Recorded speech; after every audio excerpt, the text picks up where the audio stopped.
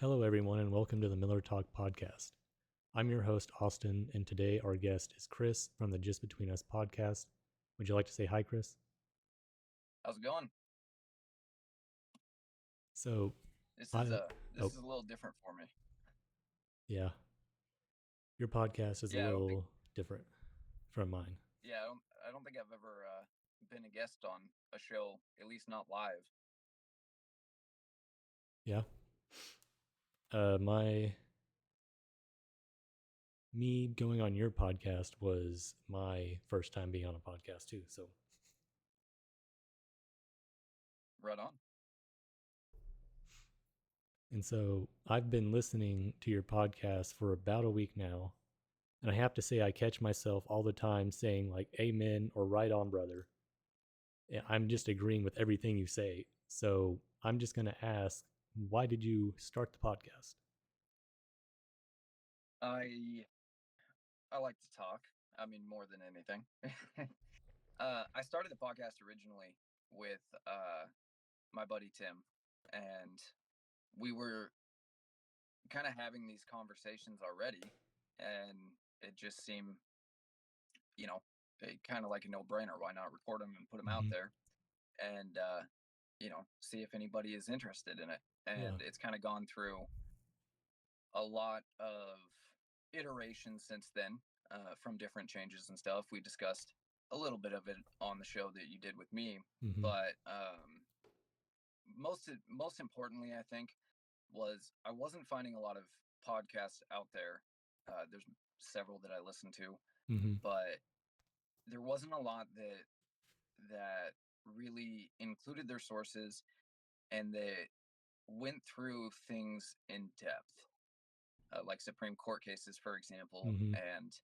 and we don't always do that. Sometimes Yeah. it's just about what's going on in the news or whatever. But when there's something that I feel is worth getting into, no matter how long it takes, we generally go through it. I've had certain Supreme Court case episodes that are 9 hours in total. I'd break it up over 3 episodes, but it's 9 hours of total just going through that case because not everybody has the time to do these things, of course, and it just really important things are happening all the time, and I feel Yeah. like some of it needs more attention than it gets. Hmm.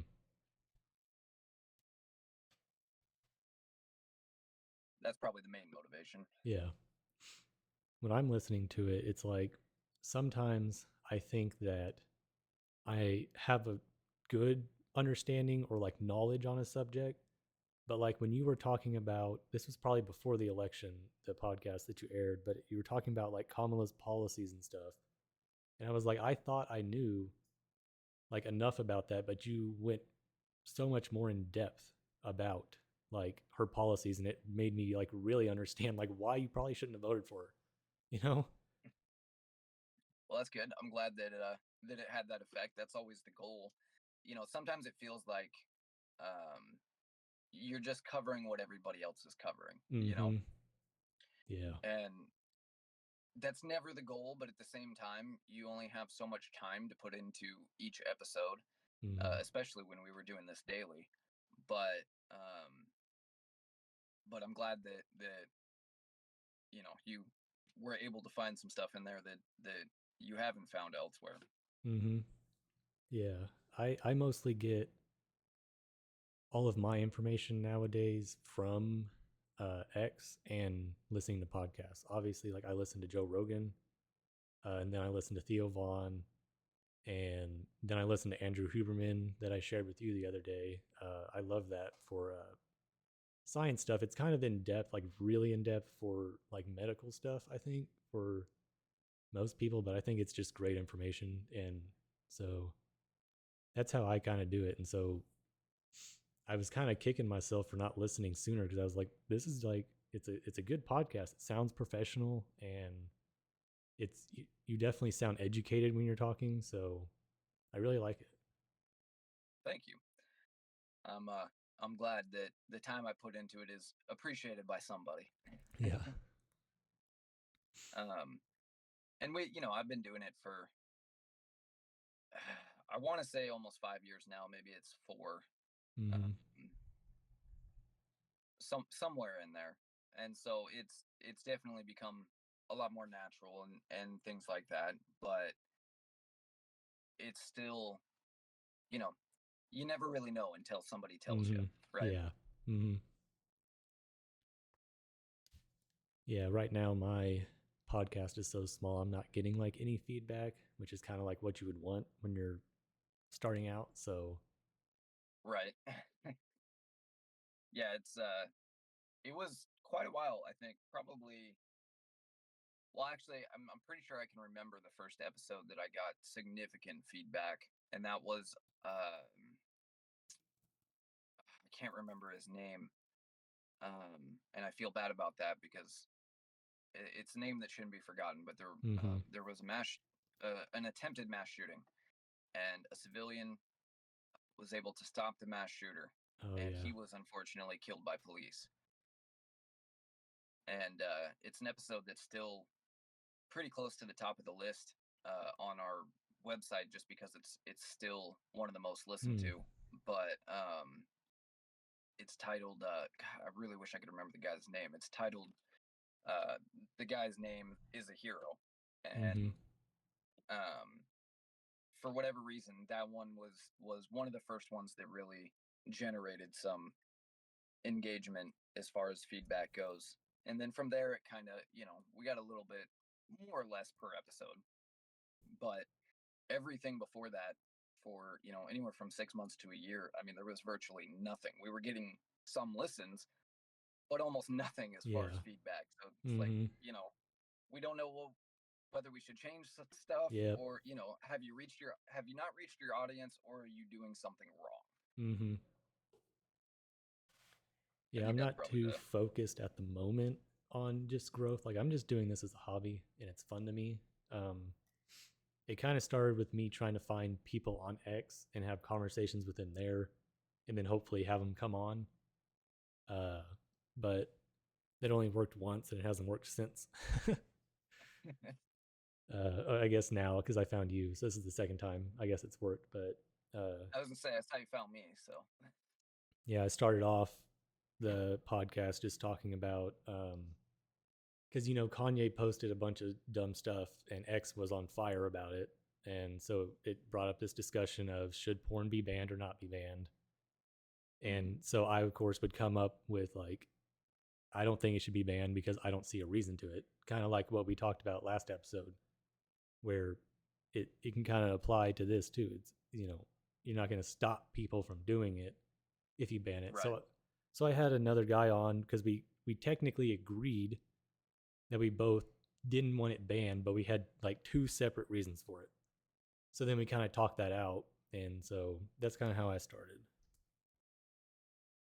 Yeah, and I listened to that episode, and it was a great episode, and that's kind of Thank the you. problem that we face in doing this as from the conservative perspective. I don't know Mm-hmm. how you identify specifically, but basically anything that's not the radical left perspective, because it, you're always dealing with people that generally more or less agree with you, and so Mm-hmm. it's difficult to find engaging conversation in that Yeah. sometimes. And you can, it's just the way it is right now. Leftists are not, the vast majority of leftists are not willing to have a reasonable conversation at all. Mm-hmm. Yeah. And so trying to find engaging conversations and conversations that are worth having is difficult sometimes. And especially for somebody starting out who doesn't have, because when you're starting out, you don't really have anything to offer the guest other than a Yeah. good conversation. Yeah. You're not able to give them a huge platform. You're not able to. Mm-hmm. You're certainly not going to pay them. Yep. That guy said that um, today. He said, "Well, are you gonna pay me?" And I was like, "Dude, I get like 10 views.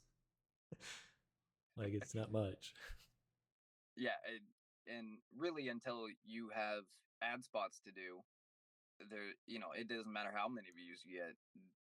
With a million views, you're giving somebody a little bit of a platform, but Mm-hmm. because of the way that YouTube and all of the rest cut you out of it now, there's no money to be made in the audio itself. Yeah. It's all in you, basically. Mm-hmm. And I think that, I don't know that I would pay people even if Mm-hmm. I was bringing in the money with the show to do it. I Yeah. just don't think that, because then, Yeah. That are you puts a just, weird like I want to say vibe. That's not really the word I want to use, but it kind of puts out a weird vibe for yeah, it puts a the weird whole dynamic conversation. on it. Yeah, dynamic. Are they doing this for the money, and therefore, Mm-hmm. do they even hold this position, or are they just trying to, make you more money to make them more money, or it just isn't, it's not genuine. Mm-hmm. That, and once you start shelling out the dollars, then all the Yeah. crazies line up. Anyone will want to be on if you're paying them. I mean, that's how Bernie Sanders gets people to come to his rallies. Um,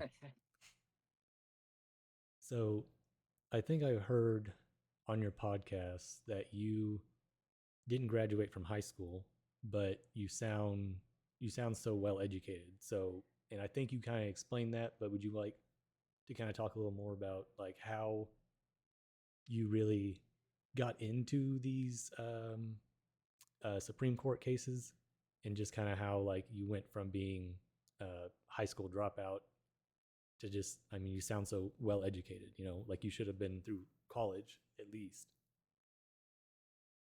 Well, I appreciate that. My mom says the same thing, but I'm not sure that means the same. Um, yeah, I mean, it's part of what gives me a drive to discuss some of these things, especially around education and stuff. I don't know if you've come across any episodes that I've done on education, but those tend to be the ones I get the most fired up. Mm-hmm. I did one not too long ago. My son is now going through many of the same schools that I did as a kid, and I did one not too long ago because we had a new uh, levy for a property tax they wanted to put in for the schools, and so that got me looking into what the exact budgets were and how they were spending the money, and whether or not this levy was actually necessary. Because I'm all for funding education. Mm-hmm. I want my son to have the best education. I don't mind paying more uh, to give him that, but is this money actually being utilized appropriately? And it probably took me longer to record that episode than any other, because I had to walk away a couple times Wow. because of how frustrating the stuff that I found was. And that comes from that, because when I was, the reason I dropped out of high school was more than anything the inability to care about, none of my teachers made any attempt whatsoever to be engaging with what they did, or to, it was all just about checking the box of this assignment's done, now we do this assignment, now it's time for the state test, right? Yep. And for boys in particular, at least from my experience, school is like, the way that modern education is in America, the way it's designed, is like the opposite of what you would do if you're trying to teach little boys. You know, Yeah. it works a lot better for the girls, but even there, there's still lots of problems with it. Mm-hmm. And so ultimately, my freshman year was probably the last year that I put any effort in. Mm-hmm. And then by my sophomore year, I was driving at that point, and I was still going to school every day and going to class and stuff, but I wasn't really doing anything. That's where all my grades started to fall. I had a Yeah. 3.8 or something before Mm-hmm. that, so it's not like It's I not was bad. struggling with Yeah. school. I just didn't care anymore. And um, by the time, but by the end of my sophomore year, beginning of my junior year, I was literally only going. I had shop class the last 3 hours of the day. Basically, every class after lunch was shop, and so I would show up to school at lunch and go to shop class and go home. And Yep. then at some point, obviously, there was a intervention from the school, and I ended up trying to go to one of the alternative high schools. You know, most places have them Mm-hmm. for kids that, for one reason or another can't go to school every day or whatever. I did that for all of, I don't know, 3 or 4 weeks, and I was like, forget this. I went and got my GED, and I went and got a job Nice. because I was just interested in moving on with my life at that point. Yeah. I That's knew that I kind of how wasn't I was. I knew that I wasn't planning on go to college, and I just wanted to start making money. I wanted to be out of my parents' house and just start moving towards something. Mm-hmm. Originally I had planned on joining the military, Yeah. uh, but when you when you don't graduate, you can still get in with a GED, but there's this extra like psych evaluation test Yeah. that you have to take. It's not a psych eval, but there's a very specific paper test that you have to take. And I don't know what it was at the time. Maybe the fact I was 16 and so I was, an extreme narcissist, as most teenagers are. I don't know, but I took that test. You're only supposed to be able to take it once, and they burned it the first 2 times so that Oh. I could take it 3 times in total, and I failed it every time. Hmm. And so my only option at that point was either do something else or get my diploma. And I wasn't about to go back to school, so I just went to work. As far as how that's led me to where I'm at, it it definitely is a it's a harder road. There's Mm-hmm. no doubt about that. Yeah. I made a lot of mistakes. I wasted a lot of time that not because I wanted to necessarily, but because I didn't know what to do. Because there was no guidance for what to do if school wasn't for you. Yeah. It was basically just a lot of people shaming you for not graduating. Mm-hmm. And really, I mean, I got where I am, and I got interested in this stuff and learned about it just because I was Yeah. interested in it. It just was it just was something that got me. I think I first heard conservative talk radio when I was working that first job I got after I dropped out of school. Mm-hmm. And it was out on the beach here in Washington, and I was working as a um, maintenance guy for a what are they called, timeshare. It's not Ah. a hotel, but and I you meet a lot of interesting people doing that. You generally meet a lot of people that are more on the wealthy side, and so I just kind of soaked up, you know, anything I could. I was always a very friendly person. I was always very engaging with people, I Mm-hmm. guess. And so I just kind of soaked up anything I could from the people that I met and dealt with because it was a tourist town, it was on the beach. Yeah. It it brought people from all over the world. So there was a wide variety that I Mm. was able to interact with too. And the boss that I had at the time, who was one of the weirdest people I've ever worked for, but he loved listening to Michael Savage. I think Right. that, yeah, Michael Savage. And I don't particularly care for Michael Savage. I don't have anything against him, but not, it's not exactly my type of person.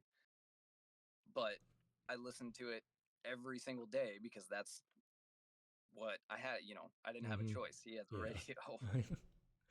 And so that was where I was first kind of introduced to politics and all of the things that surround that. Of course, law is a big part of that. And I guess you could say it probably that was like the um what do you call it, the gateway, I guess, Mm-hmm. where I started to search out. I was the only 18-year-old that was listening to talk radio all day instead of music. Yeah. Which is kind of funny because at the time I was going to be a YouTube rapper and I was recording music instead of podcasts, but Yeah. that obviously didn't go very far. Mhm. Um, but anyway, it just really, I don't know. It just happened naturally over time. It was just an Mhm. interest, and the information is out there if you want to find it. I guess is the point of this. Yeah. You don't have to be there's not one way to be taught something or to learn something. Yeah. And if you're interested and you want to learn it, you can. You just have to Mhm. do it. Yeah.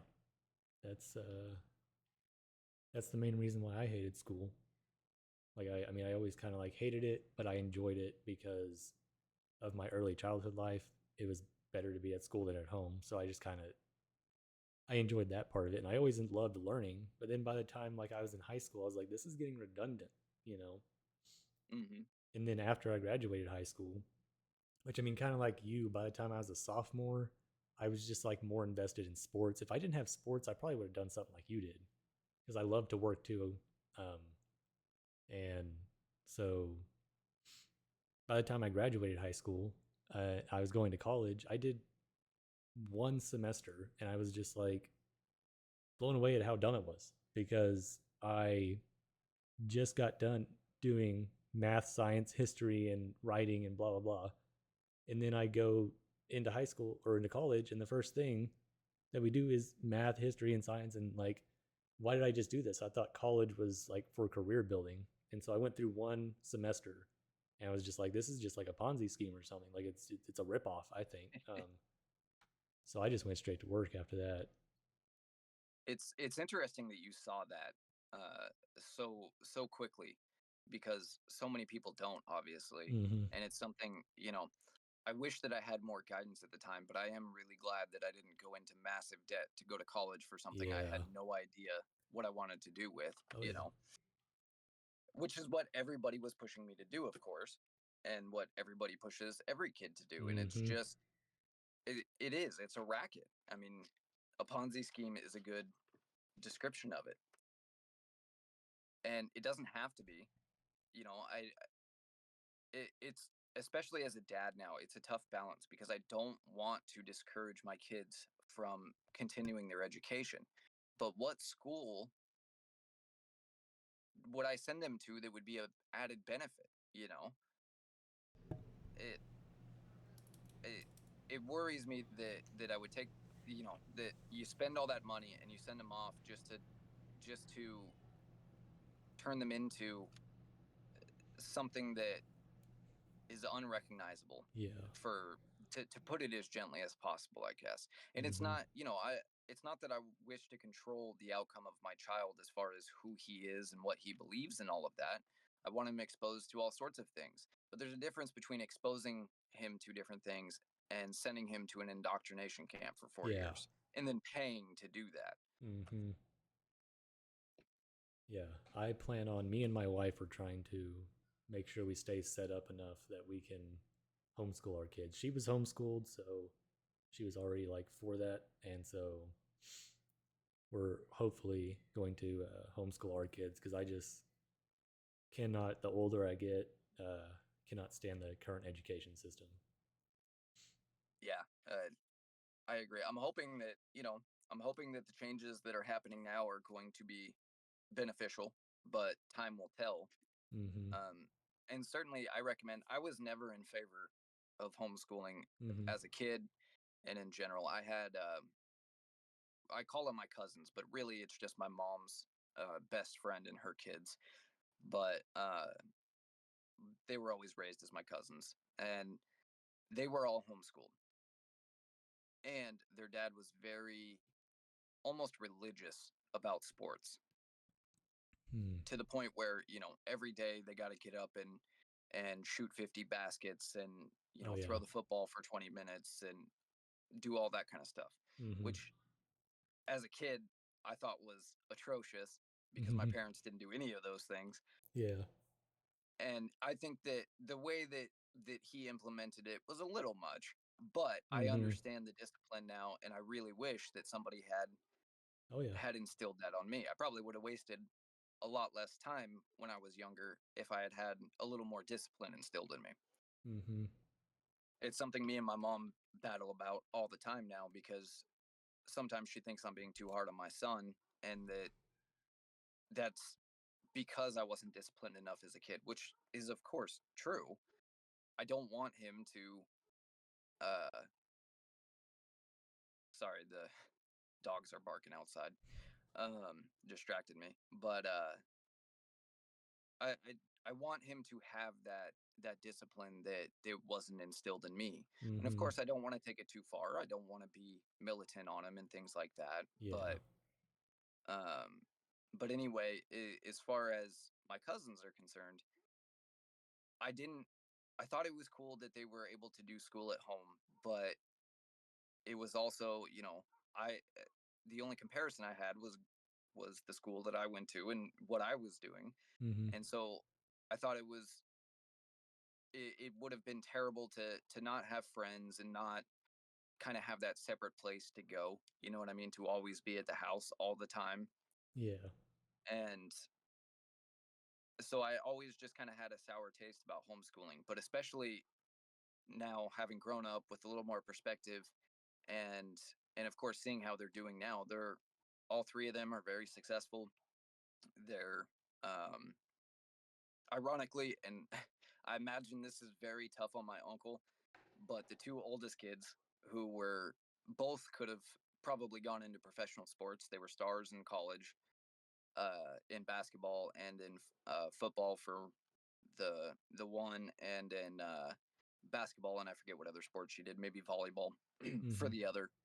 But they're trying to make it as social media influencers now. They're down in Hollywood somewhere doing TikTok videos and uh, things along those lines. But because of that discipline they have, they're they're very good at it.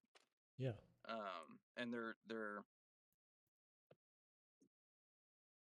everything that they set out to do seems to work out pretty well for them. Of course, I don't know what goes on in their day to day lives necessarily, but it's interesting to see that contrast now that they're adults and I'm an adult versus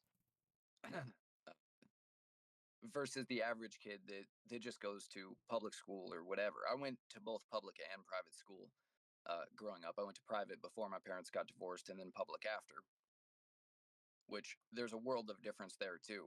But I think that with the way things are right now, and if they would have continued, especially the way they are, homeschooling is by far the best. But the only crucial portion of it, and the thing that I think needs the most um, effort put in, is making sure you are getting your kids socialized. I think that is Yes. the one thing that they missed out on a little bit. They did sports and stuff, so that it wasn't that they had no socialization. And it wasn't even necessarily just that they were homeschooled. It was the fact that they were homeschooled and lived in a fairly remote area. Mm-hmm. And so I think that that's a balance you have to be able to strike. But Mm-hmm. I really wish I had started with homeschooling my kid, because it's really difficult to start them going to school, and even just switch schools, let alone switch to homeschooling them. Mm-hmm. I talk to my son about it all the time, and he absolutely does not want to do it. Yeah. Yeah, he's well, I don't generally say his age, but he's in the third grade. Mm-hmm. Um, and he, I guess it comes down to friends for him. I think more than anything. Yeah. That's a hard one. That, and he probably doesn't want me for a teacher, which fair enough. And I think that's the other thing too with homeschooling is I don't know if the parent makes the best teacher or not. I mean, in a Mm-hmm. way, a parent is a teacher. It's the same thing, but Yeah. I think it very much depends on the specific parent. I think Yeah.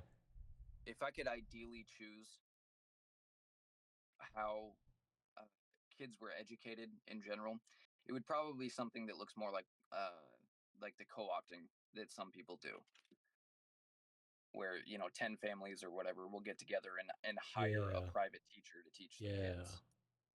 That's kind of something we've floated the idea with my wife's family. I think some also do it where the parents just do the homeschooling, but they go to other kids' houses and learn from their parents. Hmm. It Yeah. rotates. I think something like that is a really good solution, Yeah. especially in today's world. But anyway, I've probably long taken us away from what the question was, but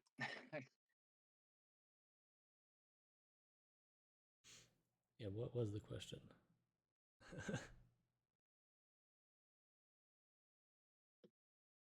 I honestly I don't even know at this point. See, this is why I'm good at having Hmm. a solo podcast because I can just go Yeah. on and on.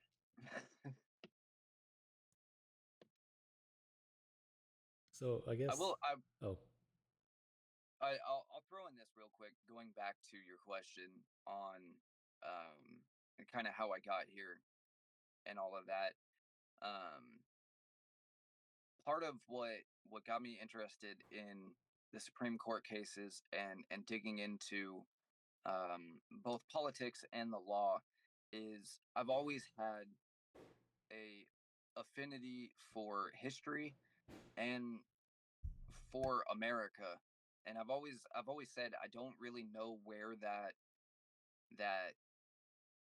affinity or that love for this country comes from. I mean, as I get older, I kind of I appreciate it more and more because I Hmm. understand it more and more. But I don't know Yes. where it came from as a kid necessarily because neither of my parents were particularly patriotic. Hmm. Um, I didn't grow up. In fact, I grew up in a blue city, so I probably saw people hating on the country uh, more than supporting it. Hmm. But maybe it's the some people speculate that 9/11 happening for me, around formative years. Yeah. I don't remember exactly how old I was, but old enough to know that it happened. Um, Yeah. I was 3. I don't know if that has something to do with it, because the country was, despite what happened, we were in a very ideal place for a short period of time after 9/11. Hmm. We had our disagreements and all of that, but people got along much better for, I don't know, 6 months, maybe even a year up to after that. And so maybe it was witnessing that during formative years or something. But there's just always been something that has made me proud to be an American, and that is Hmm. that has made me, um, I guess, just interested in in this country and its history. And so that's kind of directed um, a lot of things that I've done as well, because I feel like I boy, it's hard to explain trying to put it in Hmm. words. I feel like there's a duty that citizens, all American citizens, have Hmm. to to make sure that these things aren't forgotten and that Yep. we are carrying forward the values and the principles that created this country. And so a lot of the stuff that I choose to focus on and a lot of the research and all of that I've done is based around that desire to understand and to be able to articulate, ironically, since I'm not able to do so at the moment, but to articulate what makes this country so great and so much different from the rest of the world. Yeah. Yeah. I think a lot of people forget that, and yeah, I do think it's kind of like one of those duties as an American. Like it's like to try and be involved, or at least pay attention and get involved when necessary. Uh, Yeah, absolutely. And to know the history. Yeah, know the history. Remind people of like, I mean, the way the founding fathers were living. It's kind of like that in other places exactly right now, and it's been almost 250 years. We're the only place in Yeah, America that has guaranteed freedoms, really, at the least as only many as we place do. yeah, the only place with unalienable rights that cannot be taken away by government. Mm-hmm.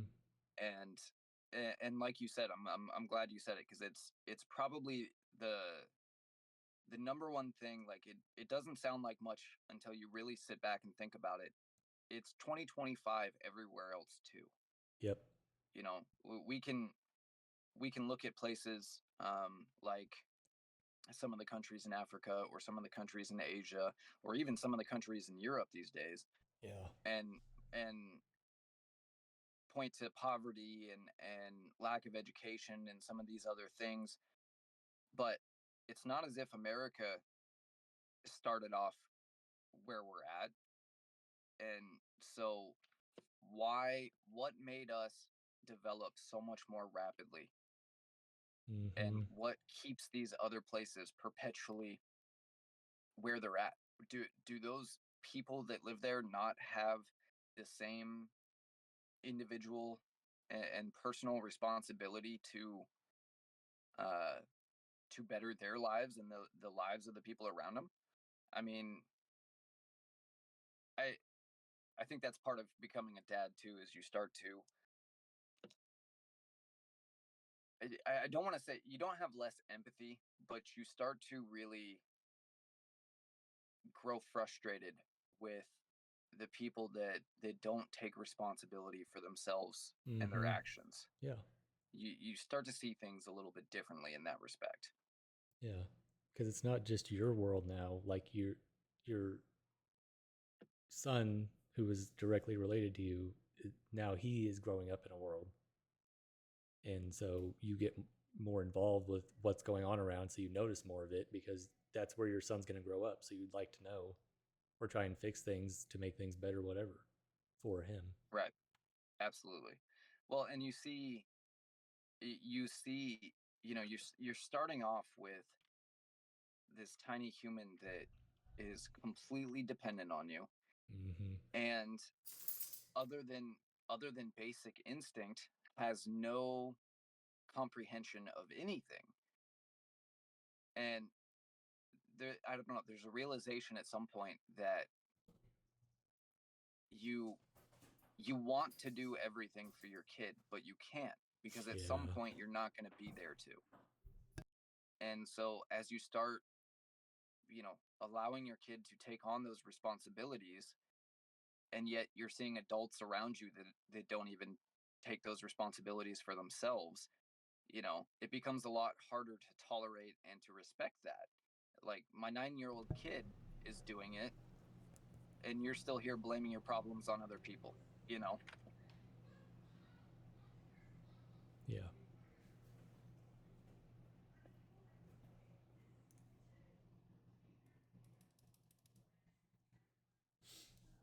Um, yeah, that's the next generation, you know. So this is going to keep going, and we have to keep reminding our children of what happened, what's going on in the world, why this is just so great to have freedom, you know.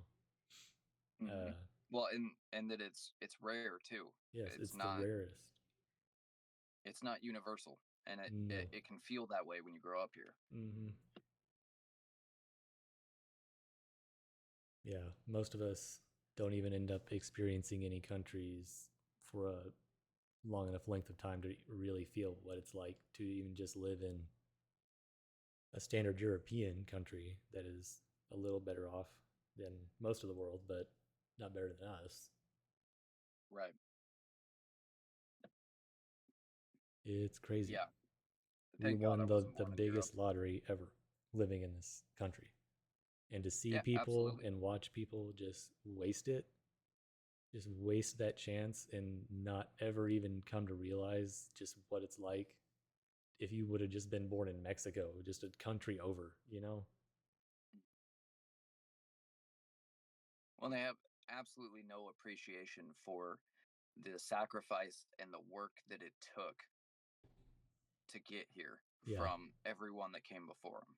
Mm-hmm.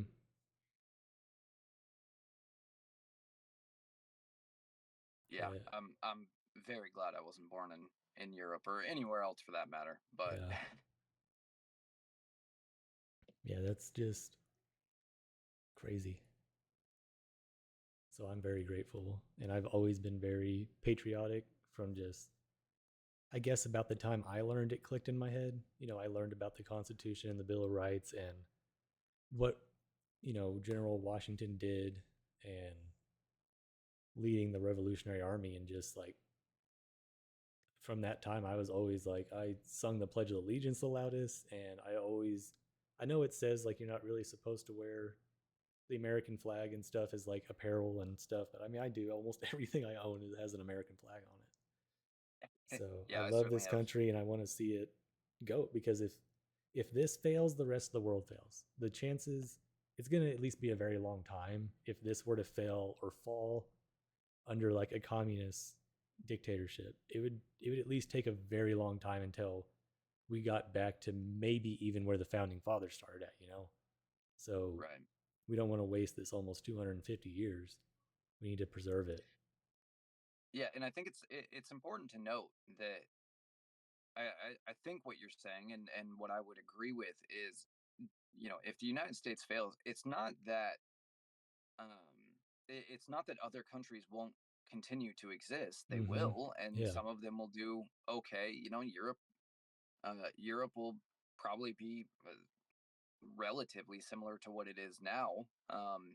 But you certainly won't see the stability, and it will be a much more, well, I guess the stability. It will be a much more unstable place. Yeah. More I mean, chaotic. Europe is the entire history of Europe is instability and infighting amongst each other Mm-hmm. until the United States comes along. And the same is true for Asia. The same is true for um, kind of the Middle East, I guess, is what we refer to it now. Technically, it's Europe and Asia, but Yeah. um, and the same is true for Africa. I mean, instability is the norm, and Yeah. the the revolutionary acts of the founding fathers and the men that came after them too. Yeah. It's not all them, but didn't just bring stability to one country, but brought an incredible amount of stability to the rest of the world. Mm-hmm. Unfortunately, there's been people from the beginning that have also tried to undermine that and that have also helped create Yeah. and sow some chaos in the rest of the world. And that's part of why I think it's so crucial. I think that only happens when we fail to educate and to instill those responsibilities and stuff in our kids. Yeah.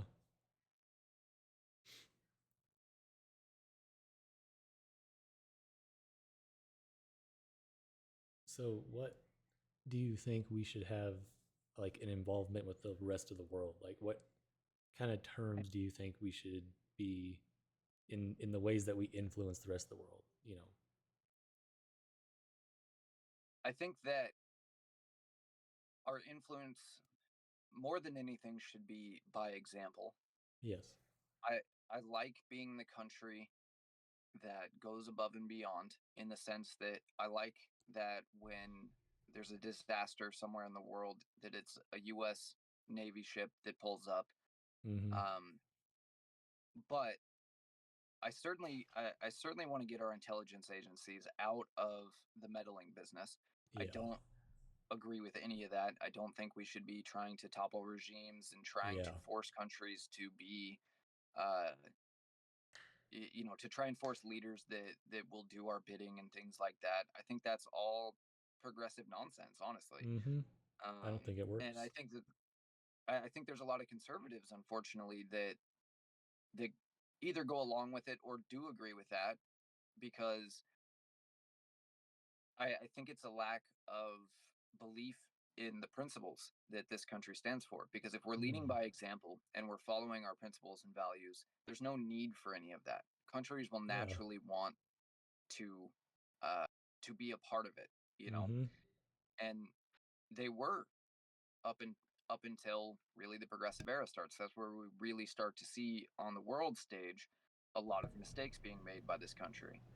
Um, so I think that Europe's problems are Europe's problems, Asia's problems are Asia's problems, and all the rest. I think that our foreign engagement should solely be ensuring free trade, for example, which doesn't necessarily mean no tariffs, to be clear.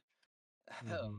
But it should be ensuring our security and our ability to freely interact with other countries. But that's about it. I mean, that really is the extent of any foreign interference that I want. And Yeah. this idea of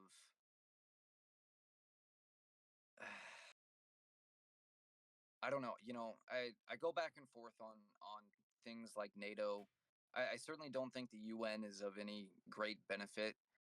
Um, there is benefit to having all of the world's leaders come together in a place, but there's a problem with there's an inherent problem with it that has always existed, and that is we're not all playing by the same rules. Mm-hmm. And so you can have that kind of mutual respect and that camaraderie and the sharing of ideas and stuff if we're all playing agreeing to play by the same rules.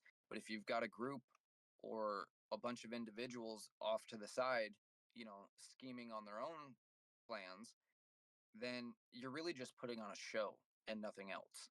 Yeah. So I don't know, the way it stands today, I would get rid of the UN. I don't have a problem with NATO so long as everybody is contributing to it equally. But certainly the way that things have been needs to change. I don't like countries like Sweden, for example, that have I mean really turn their noses up at Americans and at NATO for a long time. Of we were neutral in World War II and we'll just remain neutral. We don't need any part of this. And so for 50, 60, 70 years, they haven't been a contributing member, and then we just let them in without Oh. any uh, without any I don't want to say restitution, that's not really the right word, but this this was formed at the cost of lives and money for the last 70 years. You've turned your nose up at it the whole time, and now the moment there's a threat, primarily the Russia Ukrainian war, now all of a sudden you want all of the benefits of everything that we and the rest of the nations have helped create over the last 70 years Mm-hmm. without any sort of I guess restitution is the right word being paid. um and then the same thing with the countries that aren't paying their fair share and all of that. It's a very lopsided agreement, and I don't have a problem with being lopsided as a natural consequence. The fact that we are just a more powerful and larger nation than most of the other nations, obviously there's going to be a little bit of a discrepancy, but there at least needs to be a reasonable effort by all sides to pull their weight. Mm-hmm. And I pretty much disagree with NATO. I don't think well, they can go do whatever they want. I think we should just stay out of it. yeah, I just don't think like like the same way that we keep the Second Amendment so we can keep that check on the government in yeah, case they become tyrannical. What if one of those places decides to become tyrannical and they just go start a war and now we all got to back each other up because that guy, that's a great I point. mean, and the other countries don't contribute as much as us, which is a point you brought up. So, yeah, I'm just not in Th- favor of us being in that's a that great form. point. I think that I think that I don't think I've ever considered that aspect before. I think that if we're going to have that sort of alliance, which I'm not in itself opposed to, then more than just contributing their fair share, I think the rest of the nations have to have the same Mm-hmm. values and principles. Yeah. So I'll say for like exactly what you just mentioned. if Because they put what's in stopping them from? Go ahead. yeah, if they put in a constitution and they kind of set up their government the way ours is, they have a president and a Supreme Court and Congress, and they let the people decide the way that we do for the most part, then I'll be okay with joining alliances with them. But when they still have kings and queens, even though they're not like really making legislation or whatever, like I don't support that at all. So I don't want to be like an ally with you in case of war. Uh, Yeah, absolutely. I mean, and what if to illustrate your example, let's consider China. all right. If China were to join NATO, Mm-hmm. the what are the chances that China wouldn't immediately then go and take Taiwan? Yeah. Because now NATO, now they have the backing of all these other nations that have to help them. And there, technically there are some, we don't have to back them if they start the war and that stuff, but it's not that hard to get a nation to Mm-hmm. start the war. I say that with air quotes because um, obviously that's not the case. I think that, I mean, you're 100% right with that. And while we don't consider most of Europe and most of the nations that are part of NATO, we do consider them to have closer values and principles to us. They're still not the same, and they could still change at any time. Mm-hmm. So I think that's an excellent point that you bring up. Yeah.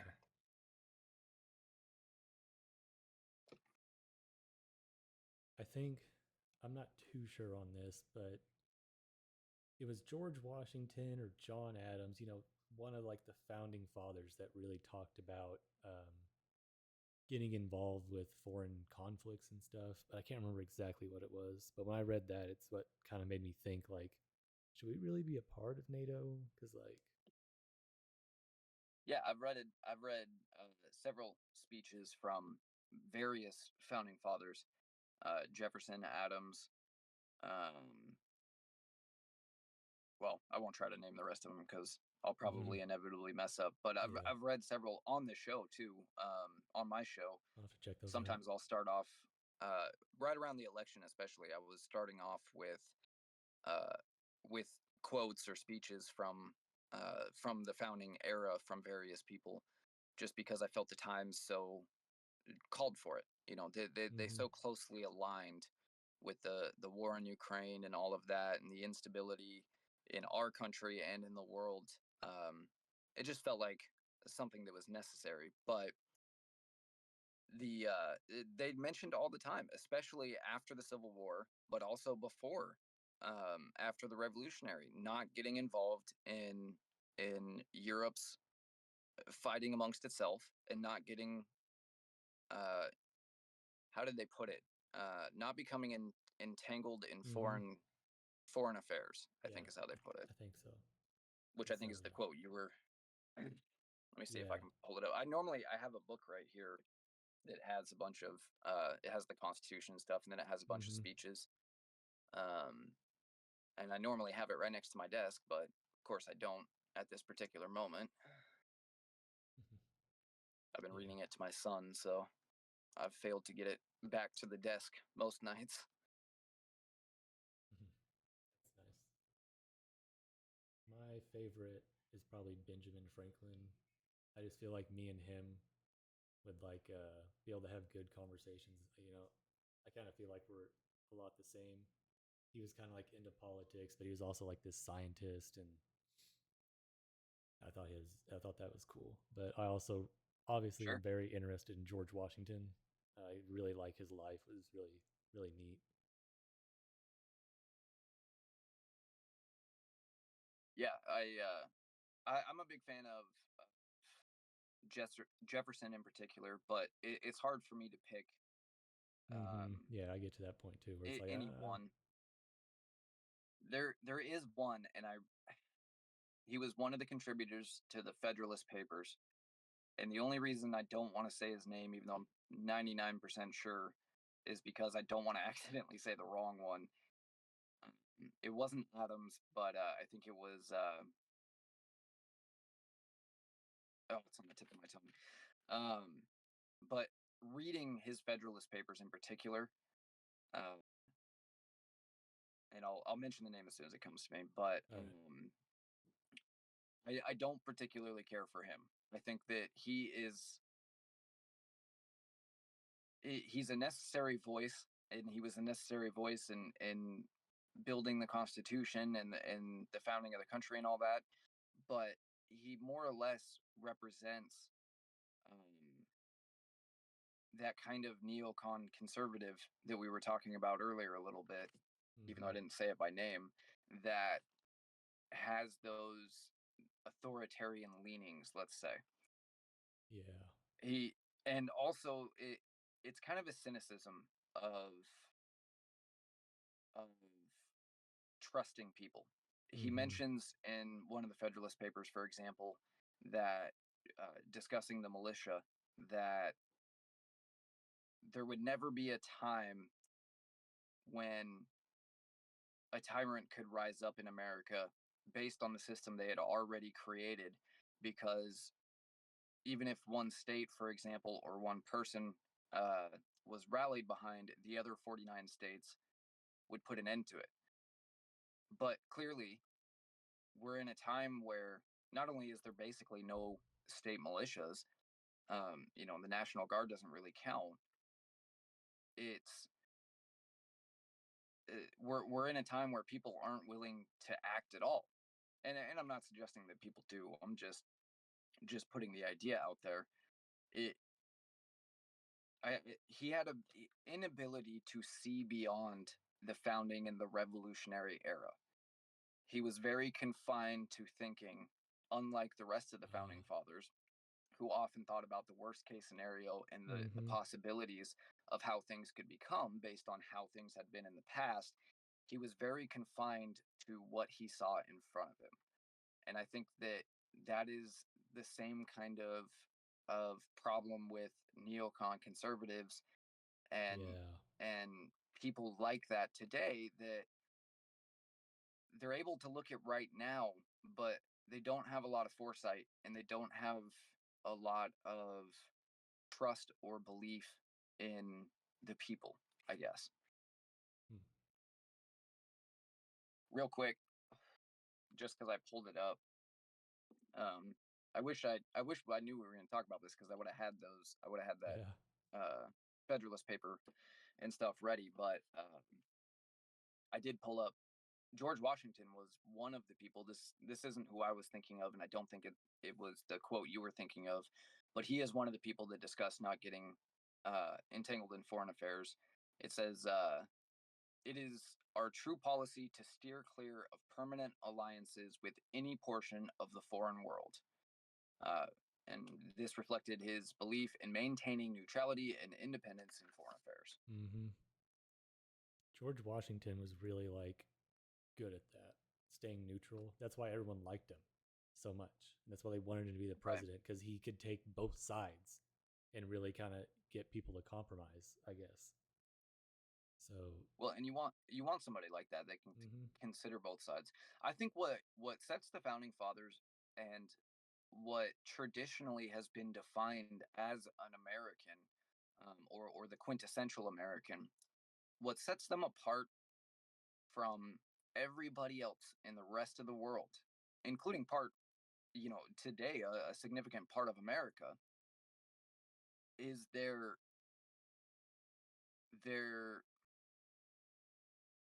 not just their open mindedness, but their just innate desire to go above and beyond, to be the best person they can be for themselves rather than anybody else. It's not about um, it, it. It's not about not being punished by God. It's not about not being punished by government or anything else. They don't follow the rules because the rules exist, or because they would go to jail otherwise, or whatever. They do it because they're genuinely good people. And I think that that basic characteristic really defined pretty much all of the founding fathers.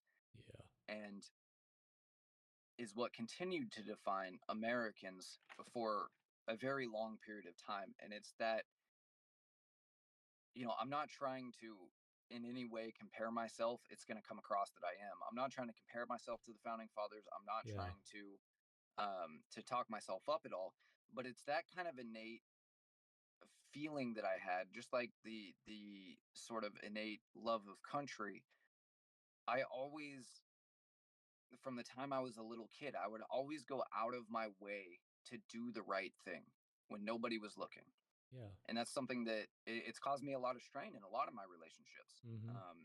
My fiance, for example, she never understood it for a long time. I mean, obviously we've discussed it many times at this point, but for a long time she didn't understand why when there was somebody on the side of the road that needed help, I would spend 2 hours of my time, even if I had Mm-hmm. somewhere to be, helping them. And I honestly, I couldn't tell you why I do that, but it's always been a drive that is in me. Yeah. And I feel like that drive is what has separated the people of this country from the people of these other countries. Like we said earlier, it's 2025 everywhere. Mm-hmm. And that drive, I think, only comes from the principles and the values that you hold. Yeah. And I think that's what, George Washington, for example, stepped down.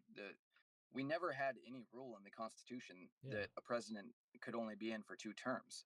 He set the example because he refused to continue because he Yeah. felt, we didn't create a system for a king. We created a Mm-hmm. system for Yeah. the people. People And would so, call him a king, and he would have to tell him like, "Please don't do that. I'm not the king. I'm just the president." right. And nobody was asking him to do that. Nobody, in fact, they were asking him to more or less be a king and to Yeah. stay in office and all of these things. He felt he had an obligation to the office as an American, and then he felt he had an obligation to leave the office to set the proper precedent going Mm-hmm. forward.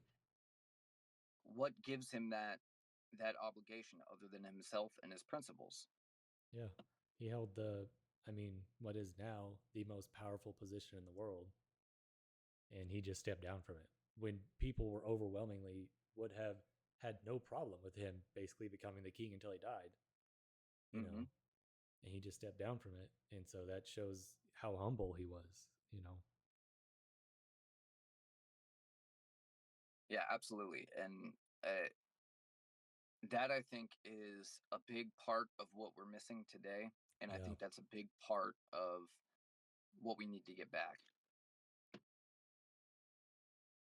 exactly. Yeah. I kind of don't like it when people are like calling Trump king, or Hmm. or they're saying like the floating the idea that he could possibly serve a third term. I know nothing about that, but I'm sure it's probably more of like a joke from him because he's always doing stuff like that, just throwing ideas out there because the media is on him 24/7. So why not give him something that's dumb to chew on for a little bit? Yeah, he does that very very strategically and I think very Mm-hmm. smartly because of Yeah. the way that they cover him. It makes sense for him to throw out things like that flirt the line of exactly what they claim him to be, but then they take it, run with it, and completely blow it out of proportion, which only serves to diminish their credit further. Yep. What that actually came from, though, and I think it's part of what you said, but it also came from a bill that was introduced by a Republican, I think House member. I don't think it was a senator. Mm-hmm. Um, that would amend the Constitution to allow a person to serve 2 consecutive terms. So if they had already served 2 consecutive terms, they couldn't serve a third. But in the unique scenario like President Trump's, where you had a divided 2 terms, you could then serve a third in order to have 8 consecutive years in office. Okay. It's a very odd thing. On one hand, you know, I can make an argument for why there's a Mm-hmm. value to that, because Yeah. 4 years is not a lot of time to make Yeah. changes. Um, Especially when you consider the amount of appointments and stuff that they have to make. Usually it's at least a year before a president even gets all of his positions filled. Um, but I where I'm at with it, I don't have any interest in championing that cause, but Yeah. if you're able to make an amendment to the Constitution, that is the way that that is the legal course of action if you want to do that. Mm-hmm. And so if you're able to do it that way, great. Just don't do any end run. We're not going to sign Yeah. executive orders allowing it, or which you really can't, because it is in the Constitution at this point Mm-hmm. that you can only serve 2 terms. So it would have to be an amendment. So Yeah. if you're gonna pass an amendment, great, Or at but least don't do reframe this. that amendment. Yeah, don't do this end run stuff that the left Yeah. always does. Mm-hmm. And that's always been my concern with Trump. And I think that him being shot, as well as just the 4 years off in general, them coming after him to put him in jail Mm-hmm. and stuff, that really altered the course, I think, of his perspective and Oh yeah. the way that he's governing this term, to where I don't have those concerns like I did the first time around. Mm-hmm. I still have my concerns, but they're different concerns. Yeah. Um, No but matter I how good the definitely, president is, no matter how much people support him, even those people that do support him are going to have grievances, things that didn't get done or that didn't get done the way they wanted to. So, sure, no, absolutely, and I did always worry, because he has always been the kind of cutthroat businessman that does what it yeah. takes to get the job done, which sometimes you do need to do what it takes to get Mm-hmm. the job done. But that's not necessarily what I want in a president. I want you to get the job done, but there is a constitution that needs to be Yep. followed. Mm-hmm. And so I always, I didn't like him setting the precedent of, well, now conservatives do this too. And he didn't really in his first term, to his credit. I think that with a little more time, he might have kind of started setting that precedent. But I think that despite the claims of the media, I think that this time around he's taken that into consideration better than he did the first time. And I agree with you completely. Some of my biggest problem with Trump supporters is their idolatry of him. Yeah. Their, you know, uh, Trump is Yeah. an incredibly intelligent man. I think he is the perfect person to be president right now. I think that there is a lot there to respect and appreciate, but he's not he's not the Messiah. Yeah. He's Mm-hmm. just a politician Yep. at the end of the day. And I don't trust any politician Mm-hmm. fully. I agree with you. And I think that's the only healthy attitude to have. You're offering them an immense amount of power over you. That should come with a lot of skepticism. Yep. Yeah. I voted for Trump the first time in 2016, but that was like literally I turned 18 that year and obviously being very patriotic. Like the main reason I voted for Trump was because I mean even before I got into politics, I was like we need to do something about manufacturing in America. And I always was like we just need to put tariffs on stuff and try and bring that back. And so he said that and I was like cool. Like, and then obviously Hillary, I kind of just don't believe that at least not in this current world, a woman would ever just do good as president. So it was a pretty easy decision for me. But then by the time this Right. one came around, I was much more educated on politics. Like I was just like an infant in politics. I had no idea what was going on. Like my parents like were pretty absent in my life, but they weren't political. So Right. I had no knowledge of it whatsoever.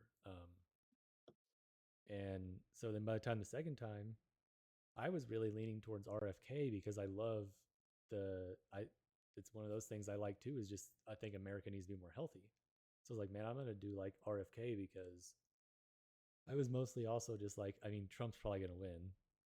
Uh and if he doesn't win, I mean RFK wasn't gonna win, but I was just like, I don't think my vote matters enough. that I was going to vote for RFK. Then he brought RFK in, got shot, and I was like, I'm full Trump. But I'm still Yep, not like, I don't really identify as like a MAGA or a real Trump supporter. That's the guy I chose this time, really. yep. That's basically where I'm at. I During the primary, I was in 2016. I was against him, Mm-hmm. but I did vote for him. But as far as we were doing the show then, or no, no, no, no, we were doing the show in 2020. In 2016, um, I did ultimately vote for him when the vote came down because I certainly wasn't going to vote for Hillary for a plethora of reasons. Yeah. Um, but I didn't think he was the best choice at the time. Now I was still pretty early into politics. I was probably a little farther than you, in part because of all my Michael Savage listening. Mm-hmm. But I just I don't know. I recognized that he was going to win, and I wasn't for that until the only choice was him or Hillary. Yeah. But then in 2020, um, I still I was ready to move on from Trump because I wasn't that impressed with what happened the first time around. I thought he Mm-hmm. was a good president and all of that, but I felt that there was a lot of things that he didn't understand, a lot of compromises he ended up making Yeah. coming in from the outside. And as much as I did want an outsider, and that is one of the biggest things I push for is new people Mm-hmm. because the longer you leave someone in power, the more corrupt they become. That's Yep. just the way it works. Yep. But I felt that he didn't have there was a lot of lack of kind of historic understanding and all of that that led him to make a lot of mistakes the first time around. And there was Mm-hmm. also a couple things that I recognize it was because of the election he refused to admit were mistakes. But that was probably my biggest problem was that he couldn't admit to a mistake. Yeah. And that's what I was craving for, and that's what a lot of people were craving for Yeah. was somebody that could just be honest. You know, Mm-hmm. the bum stock ban is a good example. He's right. The average, uh, the average gun owning American, the average person on the right doesn't give a crap about bum stocks, but the principle does matter. Yes. And so, by principle, that was a mistake. I understand why he did it. I understand, you know, eh, I understand the point and I understand why he didn't want to admit the mistake during an election season. But I feel like it would have been a lot better for him to have been like, you know, in the wake of that shooting, because that was in the wake of Las Vegas, I Yeah. felt I was doing the right thing, but I've since realized that that the principle is the issue here. If I did it over, I would do it differently. Something along Mm-hmm. those lines, right? Just something Yeah. to acknowledge that a mistake was made. And then the same thing with COVID. Mm-hmm. Um, I That's one feel of the he things did for the me right too. yeah, I mean, he did the right thing with Operation Warp Speed, for example. I was all for that and all about it. But that came with the consequence of not of too little oversight, I guess. And as long as it wasn't forced, there wouldn't have been any issue. The problem was where the force came in, Yep. which Trump didn't do the force. A lot of people criticize him too for the lockdowns and stuff, but they kind of forget that back when that happened, Trump didn't lock down the country. The only thing that we did federally and the only thing that Trump proposed and enacted was a voluntary 2-week lockdown. There was no mandate, it was Mm-hmm. voluntary. I mean, I think there was an official document made, but there was nothing that forced anybody to participate. It was something that he wanted people to agree to do it because it was the right thing to do, which I did at the time Yeah. because we didn't know what was going on Yeah. then. We thought this was a deadly virus that was going to kill everybody. Mm-hmm. And so that was all it was supposed to be, and that was the only thing he ever pushed for as far as lockdowns are concerned. 2 weeks to flatten the curve, and then back open, and then the the Democrats from there, a lot of the governors and things like that, they are the ones that took that farther and let it spiral into something it shouldn't have. Yeah. Now, I do think Trump should have come out much stronger in demanding that they open their economies back up, and that because what they were doing was unconstitutional. I wish that he would have fought some of that a little harder, but then again, you can't put everything on the shoulders of one man either. Yeah. Um, but as far as I agree with the way he handled those. I don't agree with how it turned out, but that's not on him. He's not the one Mm-hmm. that chose to drag those lockdowns out for 2 years. All right. And in fact, he got voted out fairly shortly after that. Yeah. Yeah, I didn't know that for some reason.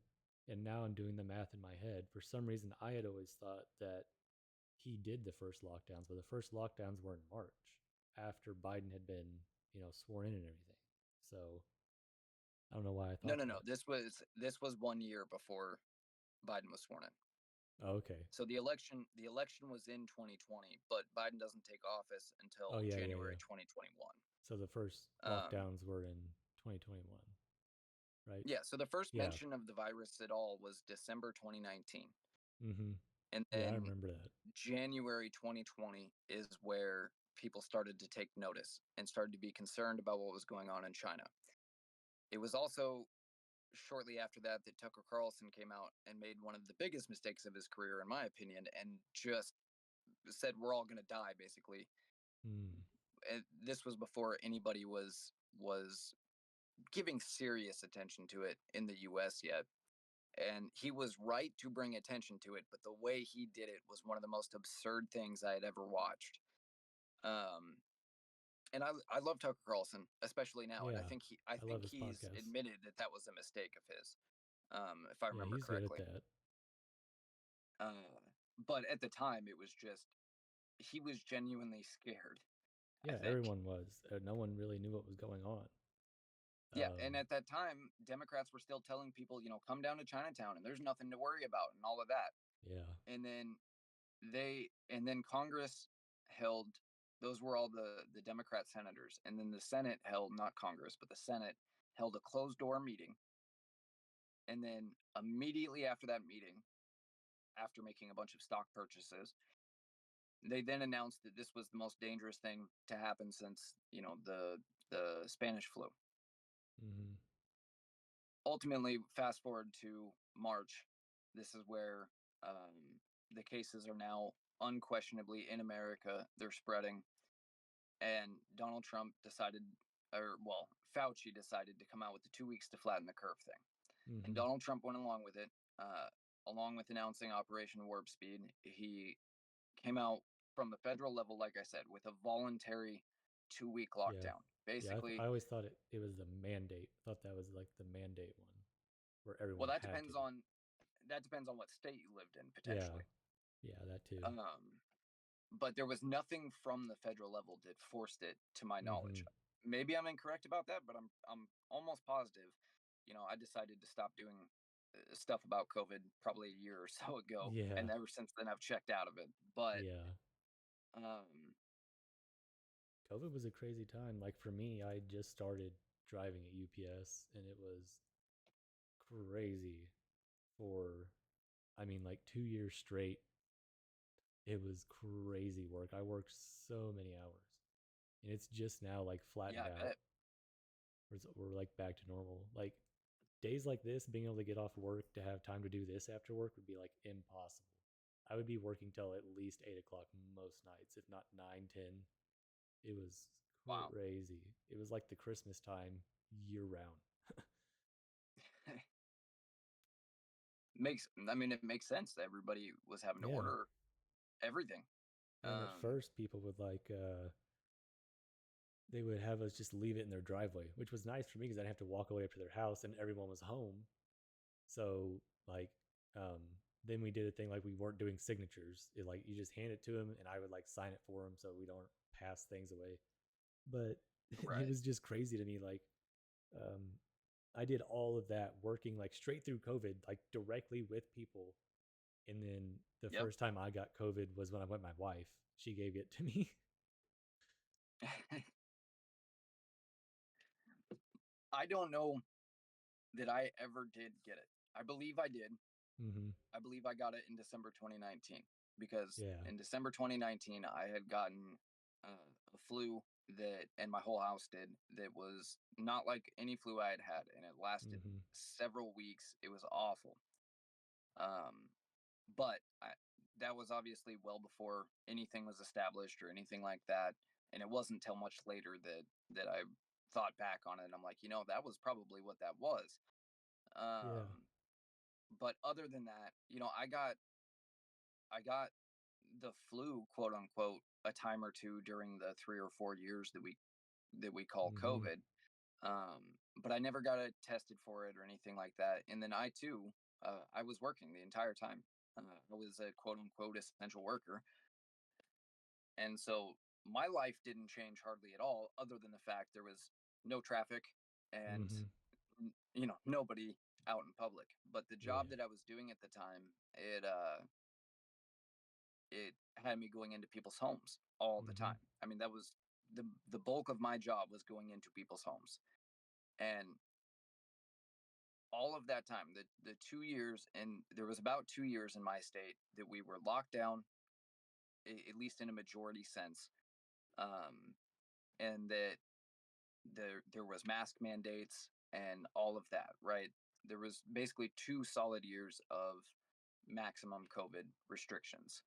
Yeah. And I never once, well, I shouldn't say never once. There were a couple times I caved and I shouldn't have, but literally less than 5 times total did I put on a mask anywhere in public, Yeah.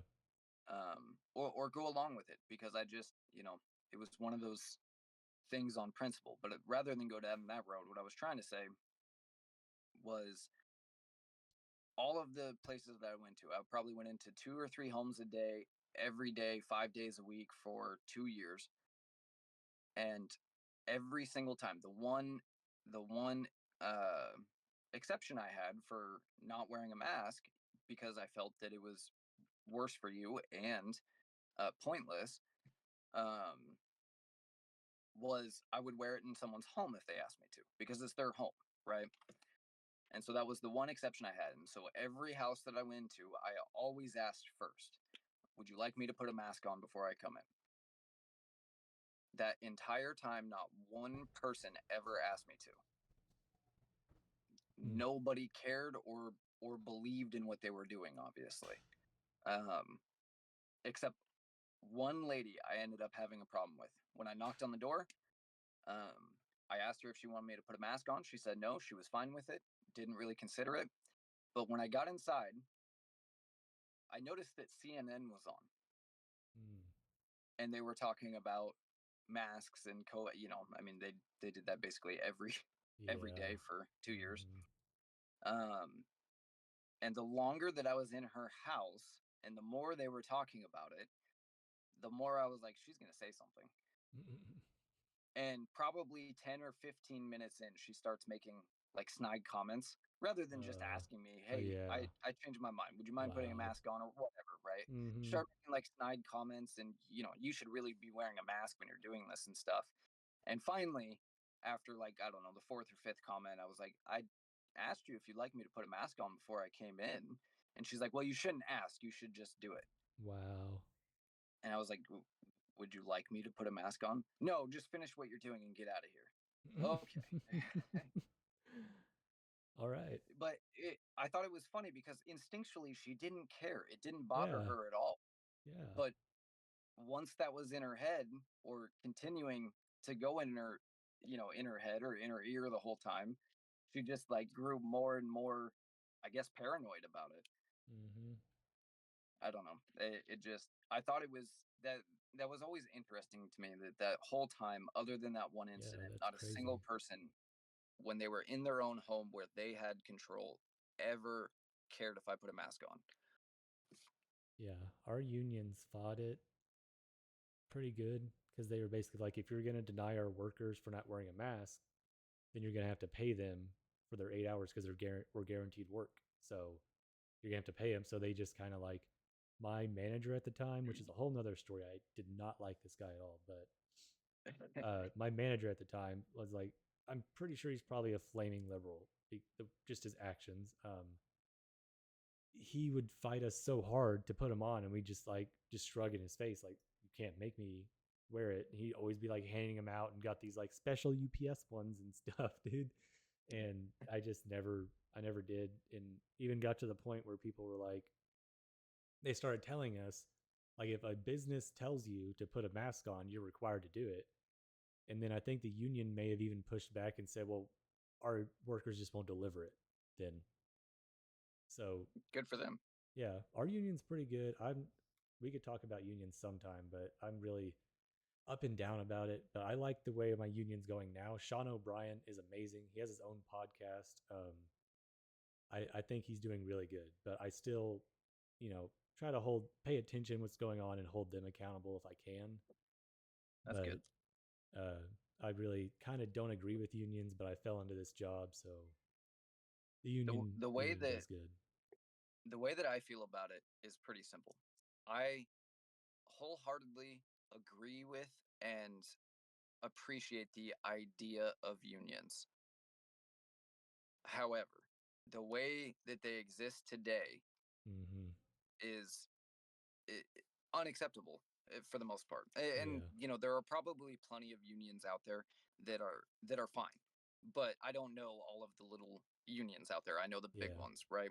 Particularly government unions. I think at this point in my life, I don't think government employees should be able to unionize because they work for the people. yeah. So But putting that aside, the protections that primarily Democrats, but also some Republicans have given to unions and stuff. Workers should be able to freely associate. That's a constitutional right. If they want to create a union together to negotiate with the boss, I'm all for that. But at the same time, the boss is supposed to have the right to fire your ass, all of you. hmm, And the fact that they're unable to is what yeah, makes this so disproportionate. yeah. That's where I get to, because like at my work, there's a lot of people like me who come to work every day and we want to work hard and do a good job. But then there's people they just slack off because they know there's pretty much no Yep. way they're going to get fired. Even if they do get fired, because I mean the company does do a roundabout thing to kind of keep these people down. They'll fire them for different. You find them uh, violating the safety protocols or whatever, and you fire them. But then the union gets their job back, but they're just basically unemployed for 2 weeks. So they kind of get what's coming to them a little bit, but at the same time, it's like some of the guys, especially the people that load our trucks, they get super lazy, and it screws everyone over. It screws over the people you're working with. It screws me over as the driver. And most of them, I think, if they became a driver and saw like how crappy of your job makes my job just exponentially worse, um, Right. they would probably realize. And that's the way I kind of like UPS, the way it was before Carol Tone got into this, was people worked their way up. So everyone that was below you, you've pretty much done their job. So you understand what it's like to do their job. So I think that makes people more friendly with the people around them, because it's like, oh, I understand what's going on because I've done your job before. But now they're Merit starting to, based employment. yeah, they're starting to hire drivers off the street. And it used to be a thing like when my uncle's the one who got me working at UPS, and he has been working there longer than I've been alive by a year. So like 27 years. And it took him 10 years to become full time. And it took him like another 3 years after that to get a driving position. I worked part time for 2 years. And the only reason I did was because I wasn't 21. And so I had to wait till I was 21. They immediately hired me as a driver. So Right. I don't like what Carol Tone's doing to the company, but I'm not I'm not super familiar with UPS specifically, mm-hmm, but that is the other major problem with unions is the removal of all merit based. This idea of seniority is terrible mm-hmm. for a workplace, in my opinion. Yeah, it kind of sucks because like there's And this route I want to run, but Yeah. there's a guy who gets to run it all the time. It delivers like to my house, so I obviously like that route. I can see my wife every day. Uh, but he gets to run the route because he's been working here 3 months longer than I have. So I'm never And it going to be able to get that route because he's always going to be above me unless he like decides he wants a different route. But or gets or well or quits, I guess. yeah, Um, yeah, I mean it the seniority thing doesn't work, and the inability to fire bad employees doesn't work. I've talked to people that work in Detroit. Well, it's not technically Detroit anymore, but work for the auto manufacturers who yeah, have some of the strongest unions in the country. And there's people that it's a common occurrence for people that work on the line to roll in 2 3 hours late to work for two mm-hmm, hours and go home because that's enough money for them on their paycheck, and they can't get fired. yep, And that's it, aside from everything else, that's part of why our cars cost so damn much. yeah, But um, not to mention the wages that they are paid. Not that some employees don't deserve it, but many don't, and not yeah, every employee deserves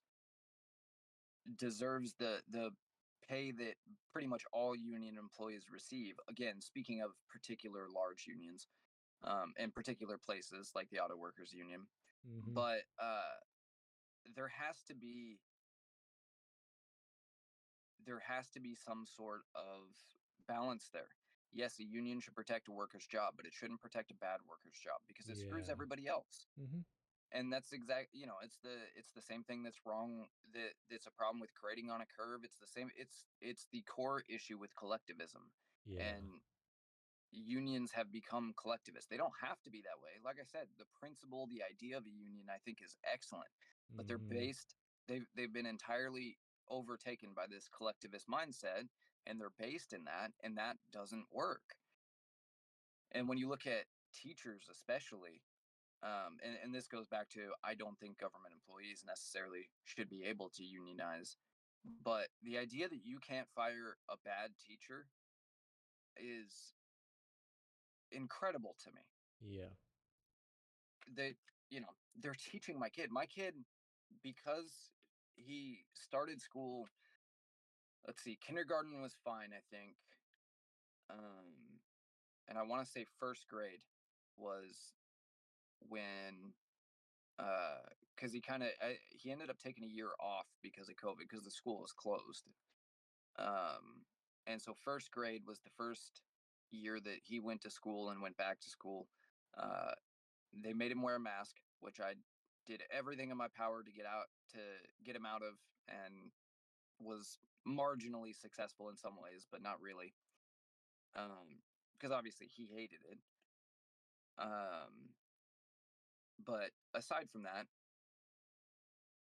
from all of those kids that that went to school pretty much at all, unless it was unless they were like already in high school, or close to graduating. Pretty much any kid that was in school during COVID has fallen so far behind. And I know it's not just in this state, but especially in this state, as far as what I'm aware of, my kid by third grade still wouldn't know how to read. It's hard for me because he does know how to read, but only yeah, because we taught him at home. mm-hmm, He did not learn how to read from school, and he wouldn't be able to read. Almost all of his classmates don't know how to read now. And the fact that that's not reflected in his teacher's pay and yeah, position bugs the hell out of me. yeah. I think people wrongfully like they say teachers are underpaid, and then they try to like throw in all these things like, oh, they have to work these extra jobs and stuff, and then it's like, but are you actually being paid for the job you're doing? Because the test scores are going down. So why would I want to pay you more when on paper you're not doing a good job?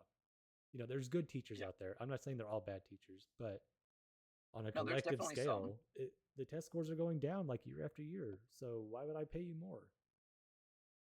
Well, those good teachers have no incentive to stay around between Yeah, seniority and the bad teachers not being fired and all of that. But um, teachers in this state, I can't say in every jurisdiction everywhere that all teachers are paid well, but teachers in this state in particular are paid very well. And I don't have a problem with paying a teacher well. And I wouldn't mind if they were paid more, so long as they were fired if they weren't doing their damn job. Yeah. Um, and so long as we get rid of all the administrators, you have the same problem with schools as you do healthcare, and that is that there's twice as many administrators in healthcare as doctors, and in schools there's twice as many administrators as there are teachers.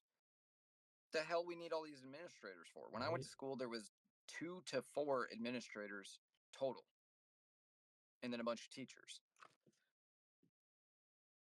Now there's 2 to every 1 teacher. Like, what do all these people do all day? Right. They're not, you know, coming up with new ideas to teach kids. That's for sure. Like, No, I mean it's pretty much all compliance with mm-hmm. whatever they need to get their funding, whether it be from the state, Yeah. federally, or elsewhere. Yeah, I was having a conversation with a guy about this, and I was trying to explain that to him because I think technically the Department of Education like doesn't mandate the curriculum, but they fund the schools, so they're obviously going to listen and do kind of what they're suggesting to keep their funding, and he just couldn't understand that.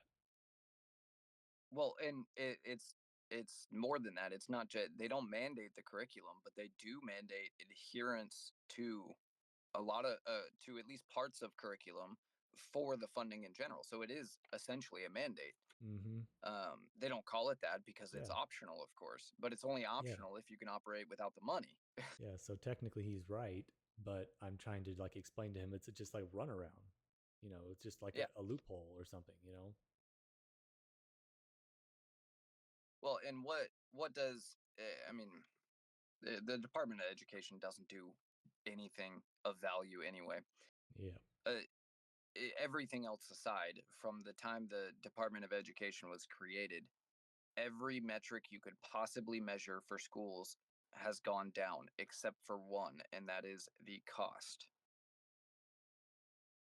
Well, the Mm-hmm. amount we're spending, I guess. The amount we're spending has gone up, up, up, and every single metric, whether Yeah. it's math, science, reading, uh, you know, literacy rates, Mm-hmm. graduation rates, dropout rates, all of them straight down. Well, I shouldn't say straight down, but on a steady downward path. There has not even been a time where, since the DOE was created, that they went up a little bit. It's all down. Yeah. That to me, it's been what 30, 40 years. That's enough. Yeah. That's all we need to know. It was a bad idea, and that's one of the major problems that we have is we can never seem to Mm-hmm. undo bad ideas. Yeah. There's no problem in admitting like, hey, this is a bad idea. We need to reform it, or we need to just get rid of it and trash it. It doesn't matter Yeah, as long as we admit to it and we start the progress of fixing it, whatever damage was done. But people don't want to own up to the damage that was done.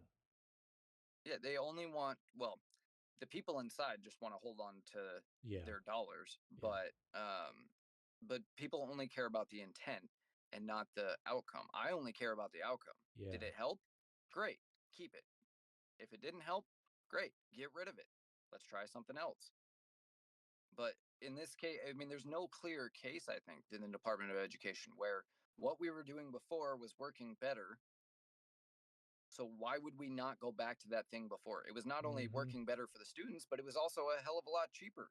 Yeah. I had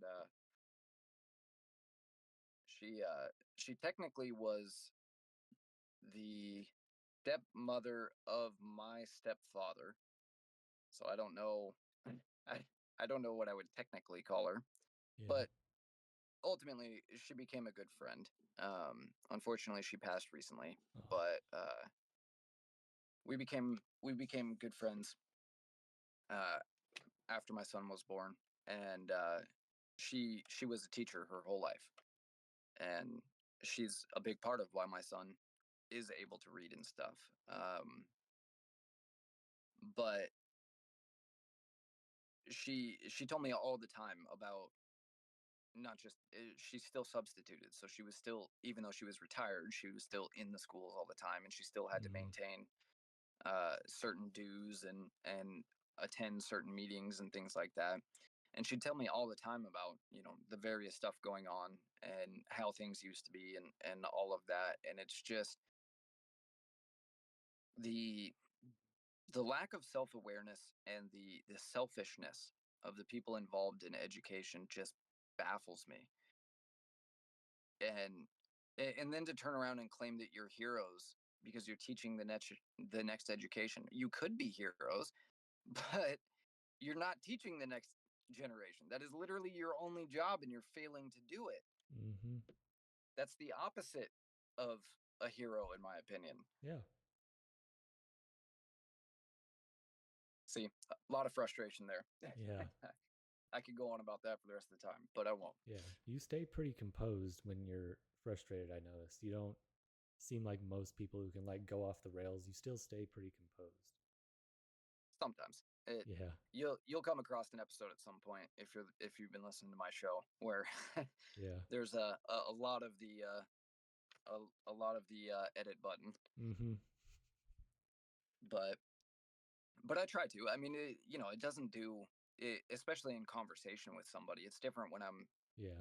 when it's just me talking to the Mm-hmm. microphone. But in conversation with, it doesn't do any good to let emotion control the conversation. Yeah. Yeah. That's what I don't get about that. I physically cannot understand that about liberal men. And a lot of people get upset at saying something like that, but the fact is women are more emotional than men are in Yeah. various ways. And it's not a you know that it's not a it's not a slight, it's a advantage in some ways. Mm-hmm. We're built for different things, Yeah. and having more of an emotional response is much better for the things that women are built for. Yeah. um, Whereas being able to detach and strictly look at the logic or the reasoning of something is is better in some ways for the things that men are often built for. Mm-hmm. And it's not that I am not, or that men in general are not occasionally overcome by emotion. We certainly can be, Yeah. but I think it's easier for us to detach our emotion from something and look at it more pragmatically. And that's why I just I can't understand that about liberal men, because it's like they don't have that feature. Yeah. And you know I don't know why, but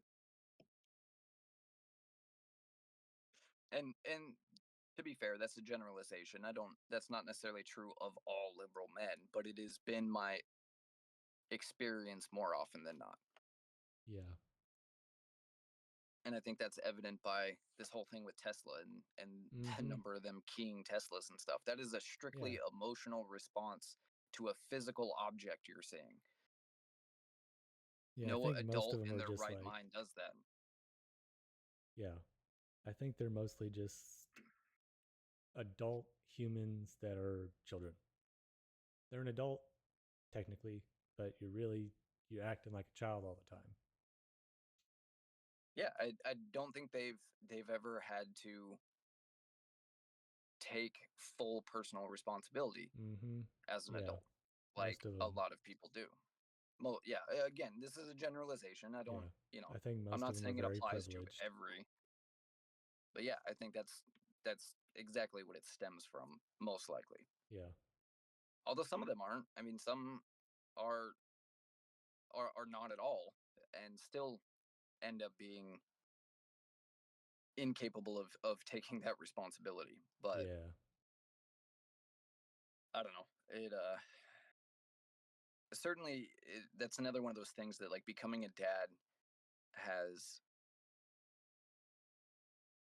I don't know if it's altered my perspective on it or if it's just kind of toughened my stance on it, but it is very the only place that I find it extremely difficult to detach my emotion is with my son. Yeah. It is, and it's interesting because I have a stepson as well. I don't ever refer to him as my stepson, um, but just because the distinction matters here. He's older than my son, um, and I helped raise him as well from the time not quite that he was born, but basically from about 6 months old. Yeah. So, for all intents and purposes, I've been every bit a part of his life as I have my son's. Um, and it was even though I was much younger raising him, it was much easier. It was just as easy as doing anything else to detach my emotion from, whether it's him getting hurt and needing to be able to respond to that, or him throwing a tantrum and needing to be able to, put my frustration with it aside and punish him appropriately for it, or whatever it is. It was never really an issue for me to do that with him. But there was a distinct difference with my son, and I don't know why that is. Um, because I've never felt any differently about both of them. I love them both equally, and I would do everything for my stepson that I would do for my son. And I've been a part, like I said, I've been a part of his life other than the first 6 months, just as long. It's technically Mm-hmm. longer, but for whatever reason, there's a instinctual difference, I think. And when my son, especially when he was little, if he fell down and got hurt, it physically hurt me. Yeah. It, I don't know how else to describe it. When uh, when he would do something that he knew was wrong, kind of pushing the limits or whatever, it it angered me in a way that it didn't anger me with his brother. With his brother, I understood he's, instinctually he's pushing his limits. Uh, he knows it's wrong, but he's just, you know, he's a toddler. That's what they do, right? But with my son, it's like there's just some sort of different connection there, and that that is the only person that it is much more difficult for me, or at least I'm much more aware of having to separate my emotion from whatever action needs to be taken. Mm-hmm. Because if your kid gets hurt, for example, you have to be able to respond to that situation, whether he needs to go to the hospital or Yeah. just come get taken care of or whatever. But when you respond with emotion, that panic takes over. Yeah. And I never had that issue with the older, but with the younger, it was something I had almost never experienced it before, because with everybody else I had ever dealt with, it was no problem to separate the two. Mm-hmm. And so I don't know if it's just that new perspective of the difficulty of separating those two, or what, but it's one of the hardest things I've had to do as a dad, and it makes it that much more difficult to deal with in full grown adults. Yeah. Yeah. I'm not a parent yet, but I am one of 7 children. Um, I have an older Holy brother, cow. and I'm the second oldest. And then I have 3 brothers who are from my mom, and my older brother is just my dad. And then I have 2 younger sisters that have 2 different moms, and then both related through my dad. And then technically it's 8 because I have a brother that was adopted fully, not because I was adopted, but then I have a brother that's adopted, so he's not related in blood anyway. But it was kind of like your situation. We got him when he was like 5 or 6 months old, so it's like he's pretty much my brother because he's Right. known no other brothers. Sure. I had an adopted brother too. We had him from the day he was born, but But yeah, I mean, as far as anyone's concerned, that's my brother. Hmm. But yeah, I kind But of feel wow, that way for like my brothers, because especially the way we grew up, it was kind of like because I was the oldest of my mom's children. So in my household, I was the oldest of three brothers, and my parents didn't really care that much about parenting. So I was kind of the parent. Uh, right. so I kind of see what you're saying, but I haven't had like my children yet. So I'm sure it'll be even a much more different experience than what I did with my brothers. I I think it will. I didn't have. I mean, I mean, I did have a younger brother. I just got done saying that, Yeah. but I was 16 when he was born, so I Mm-hmm. was and I didn't have to parent him for various reasons. But so I never, I never really had that full experience, I guess, as far as being responsible for him. Yeah. Um, I certainly cared for him, but Mm-hmm. he never was old enough, where I had to face a situation of somebody else bullying him or trying to harm him, right, or Yeah. anything like that. So I never, I might have felt that way, but I never, the opportunity never came up, and that's a conversation for another time. But Yeah. um, one of the things that people without kids hate to hear, but there's really no other way to say it than you'll understand when you're a parent. Mm-hmm.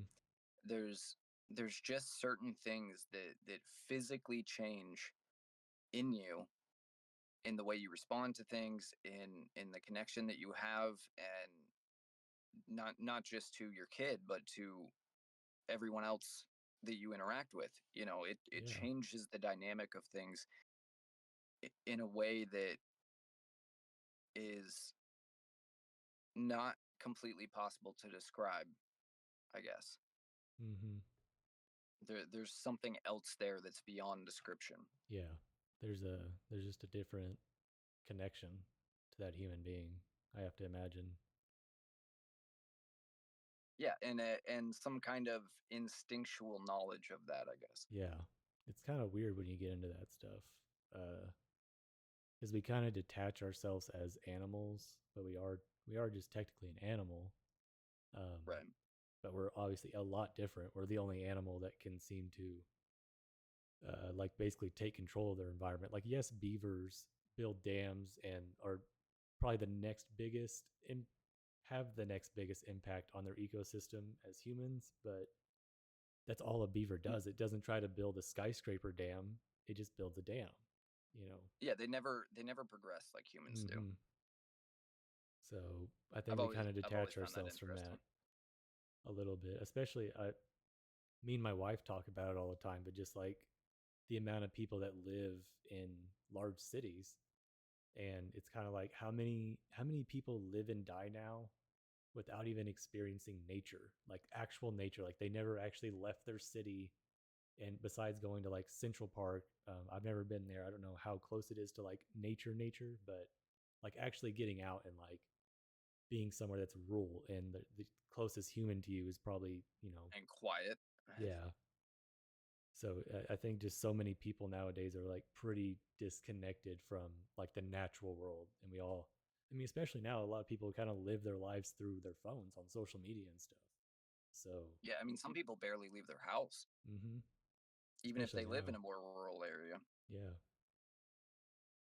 But yeah, no, I agree completely. And just for the record, Central Park is probably as close as you can get to nature in the middle of a big city.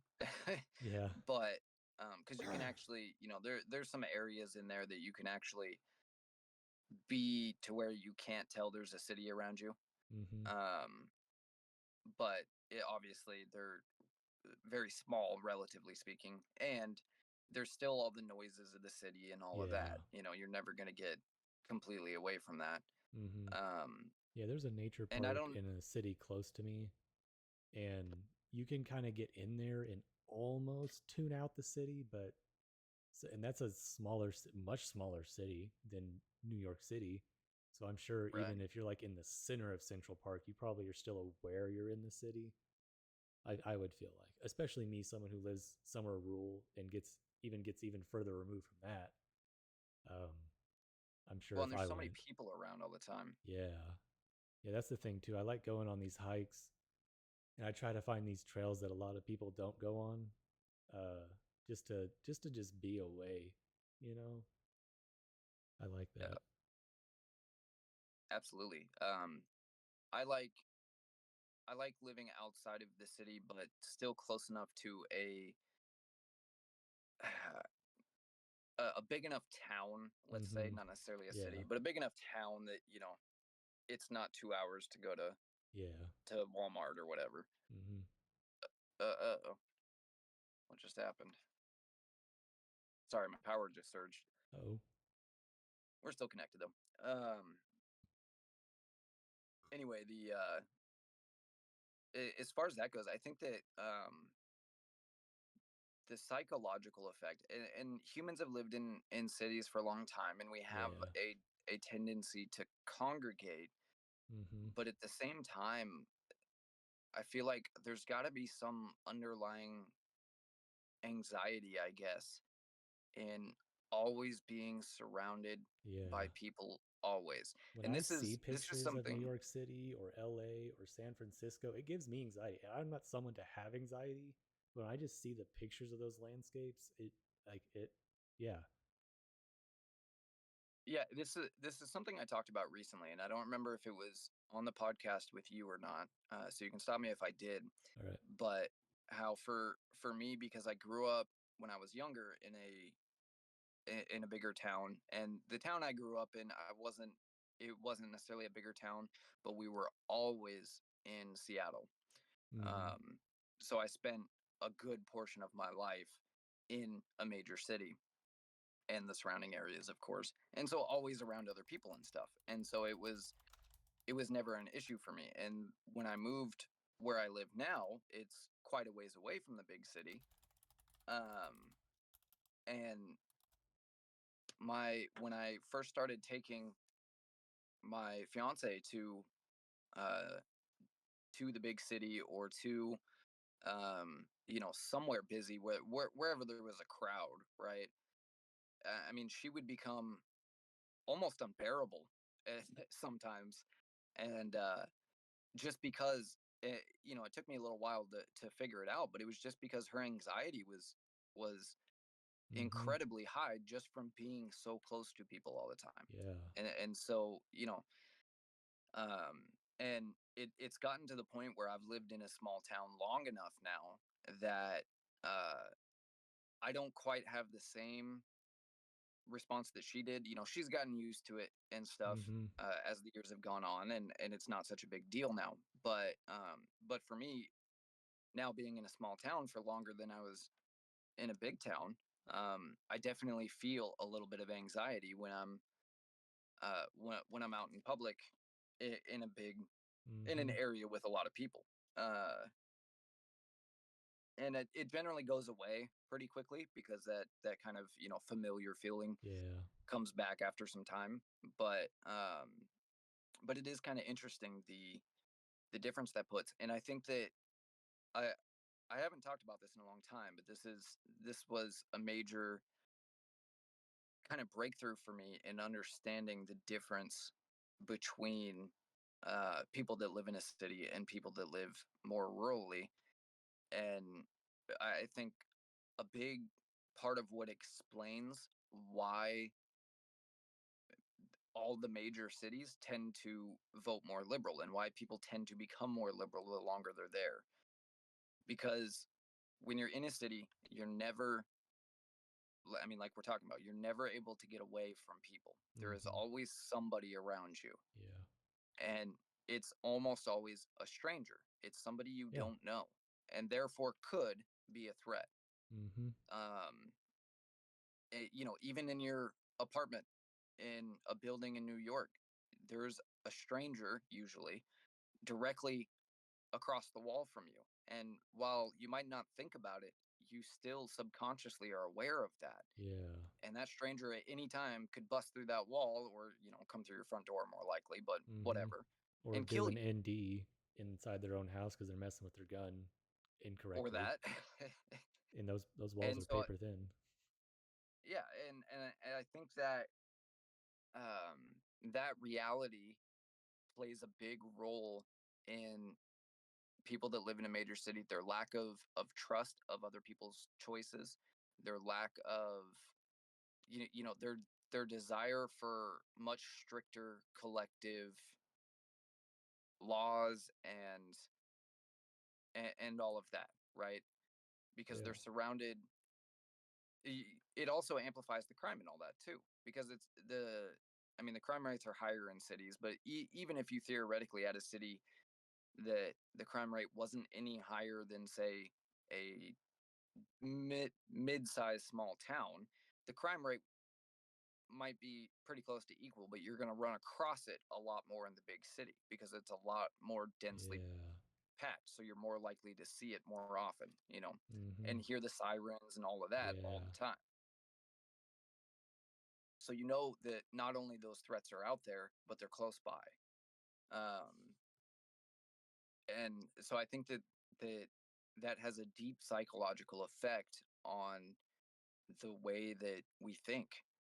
Yeah. Because when you live in a small town or you live out in the country, I don't care what my neighbor's doing. He's Yeah. 2 miles away or what, 500 Mm-hmm. yards away even. It doesn't really affect me that much. As long as he's not messing with me, I'm not messing with him. I Mm-hmm. don't care one bit what he's doing. Yeah. But if my neighbor lives 2 feet away from me, Mm. well, now if he's playing his music too loud or he's messing with firearms and might have an ND or whatever, Yeah. it now if it now concerns me. And I Yeah. think that these are the things that thoughts. I don't want to say thoughts like this, but principles. Well, what's the right word here? Um, this seems like, to me at least, a fairly common sense thing. Now, it might not cross the mind of a lot of people unless you really dig down on this subject like we are right now. But if you are to think about, okay, rural areas tend to be more conservative, densely populated cities tend to be more liberal. I feel like Yeah. anybody with common sense is going to come to the conclusion that I just laid out, at least in some form. And why is that? Why are these types of discussions not being had in schools, for example? Why, Mm-hmm. in this incredibly comfortable and evolved and privileged society, are we focused on all of this nonsense that does not matter? It does not contribute to anything useful and ignores all of these basic realities around us instead of these far more relevant things. I mean, that's zooming out a lot, but Yeah. that's a good um, going all the way back to some of the first questions you asked me. I think that's a good driver for what motivates me to do the podcast that I do and to really investigate these sorts of phenomenon, I guess. Yeah. Yeah. That's kind of why I wanted to start it in the first place too, was just to have more conversations. This is a crazy time we're living in, where we're kind of switching from this old way of doing, like, consuming media, where people kind of got these weird time frames of like a 30-minute or maybe even a 45-minute talk where they barely even get to discuss anything, and then we base all of our decisions off of that, who we're going to vote for president or senator, blah blah blah. Like, sometimes you Yeah, may go to an actual in-person rally and get to hear them long form talk, but the majority of Americans don't have that time. So I think this is the right. coolest time to live, with these podcasts becoming a huge, gigantic thing. Because, like me, all I do is listen to podcasts all day, Yep. because I don't directly work with someone I have to talk to. Like, I talk to customers every once in a while, but especially when I'm running rural routes, it may be like 6 hours before I see another person. I'm talking to dogs more often. Uh, so this is like an incredible time to really dive into people's stories and how they've come to these decisions in their lives, and just have general conversations. It's what's going to make America better in the long term, is when we realize that even when we disagree on the most polarized topics, we can still somehow come to an agreement and Yeah. compromise things and stuff like that. I mean, when we're looking at, broadly speaking, conservatives and liberals, we've always disagreed on a plethora of things, but we always agreed on the principles of the Constitution. Mm-hmm. And as long as we have that, well, it's not just the Constitution, though. It's the principles of the Constitution and individual liberty and responsibility, which Yeah. are one and the same, in my opinion. Um, as long as we have that, then everything, I can disagree with somebody on everything else, and it's fine, because no matter, if you're in power, anything that you do will at least not impose upon me. And anything that I Mm-hmm. do, if my guys in power, will not impose upon you. Yeah. I mean, there's going to be some impositions, along the edges, but in general, I don't have to worry about being thrown in jail because something that, because let's say I like to um, paintball for a hobby, right? Yeah. I don't have to worry about that suddenly becoming illegal and me being thrown in jail because the Constitution doesn't allow for something like that. Mm-hmm. Or my being thrown in jail for my beliefs, right? Mm-hmm. But as soon as we stop agreeing on the Constitution as the guiding principle, well, now we can't come together on anything until we Yeah. come back together on that. And that's what I think lies at the core of of the the issue between the radical liberals and everybody else in America, because there are a ton of liberals or leftists or whatever word you want to use, right? Mm-hmm. Um, that are traditional liberals that believe in the Constitution, believe in this country, believe in the free market, and all of these things, and are just more socially liberal otherwise, right? Maybe believe in some things that I still think are a problem, like uh, transing kids and things like that. Yeah. Uh, but um, but again, what you do to your kid is entirely different from what you're allowing or trying to force to be done to my kid. As Yes. long as we're separating those two, which I think that the vast majority of these liberals that I'm talking about fall into the category of that, um, and they really have nowhere to go, because the the small faction of that party that is running it has completely broken away from anything that resembles constitutional America. And so I think that overwhelmingly, as a majority, we still agree. But because this small faction has been able to take over the um, the party and the platform, the narrative, the propaganda, all of that,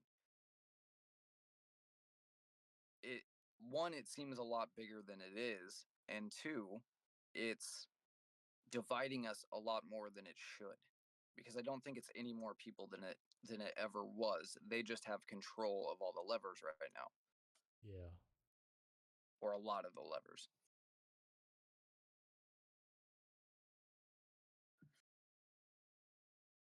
Yeah. If we can't stick to the Constitution, like there's no point in having the conversation. Yeah, So, I mean, what do we have as Americans? mm-hmm. And I think there's a movement towards people kind of believing that like the Constitution gives us our rights, and people have kind of started to not believe that like these are not just rights endowed to a human. Like that these are the baseline, this is what everyone should get no matter what, as long as they're human. It's not just, it's just an outline of them. It's just telling you what they are. It's not saying the government gave it to you, you know. Right. So they think they can And change them or get rid of them, but you can't. right, they believe that they come from government and therefore government can change them, Mm-hmm.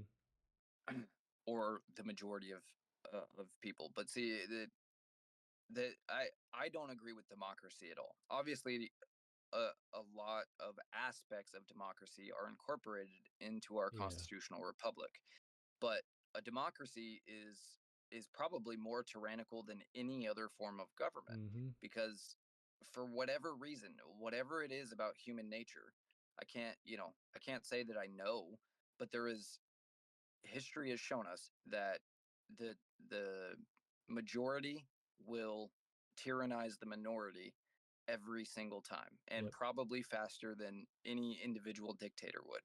Mm-hmm. In fact, I think that if we didn't have this ingenious constitutional republic that our founding fathers came up with, I think probably a monarchy would be the best thing to live under. I Yeah. certainly wouldn't want to live under a parliamentary system. No.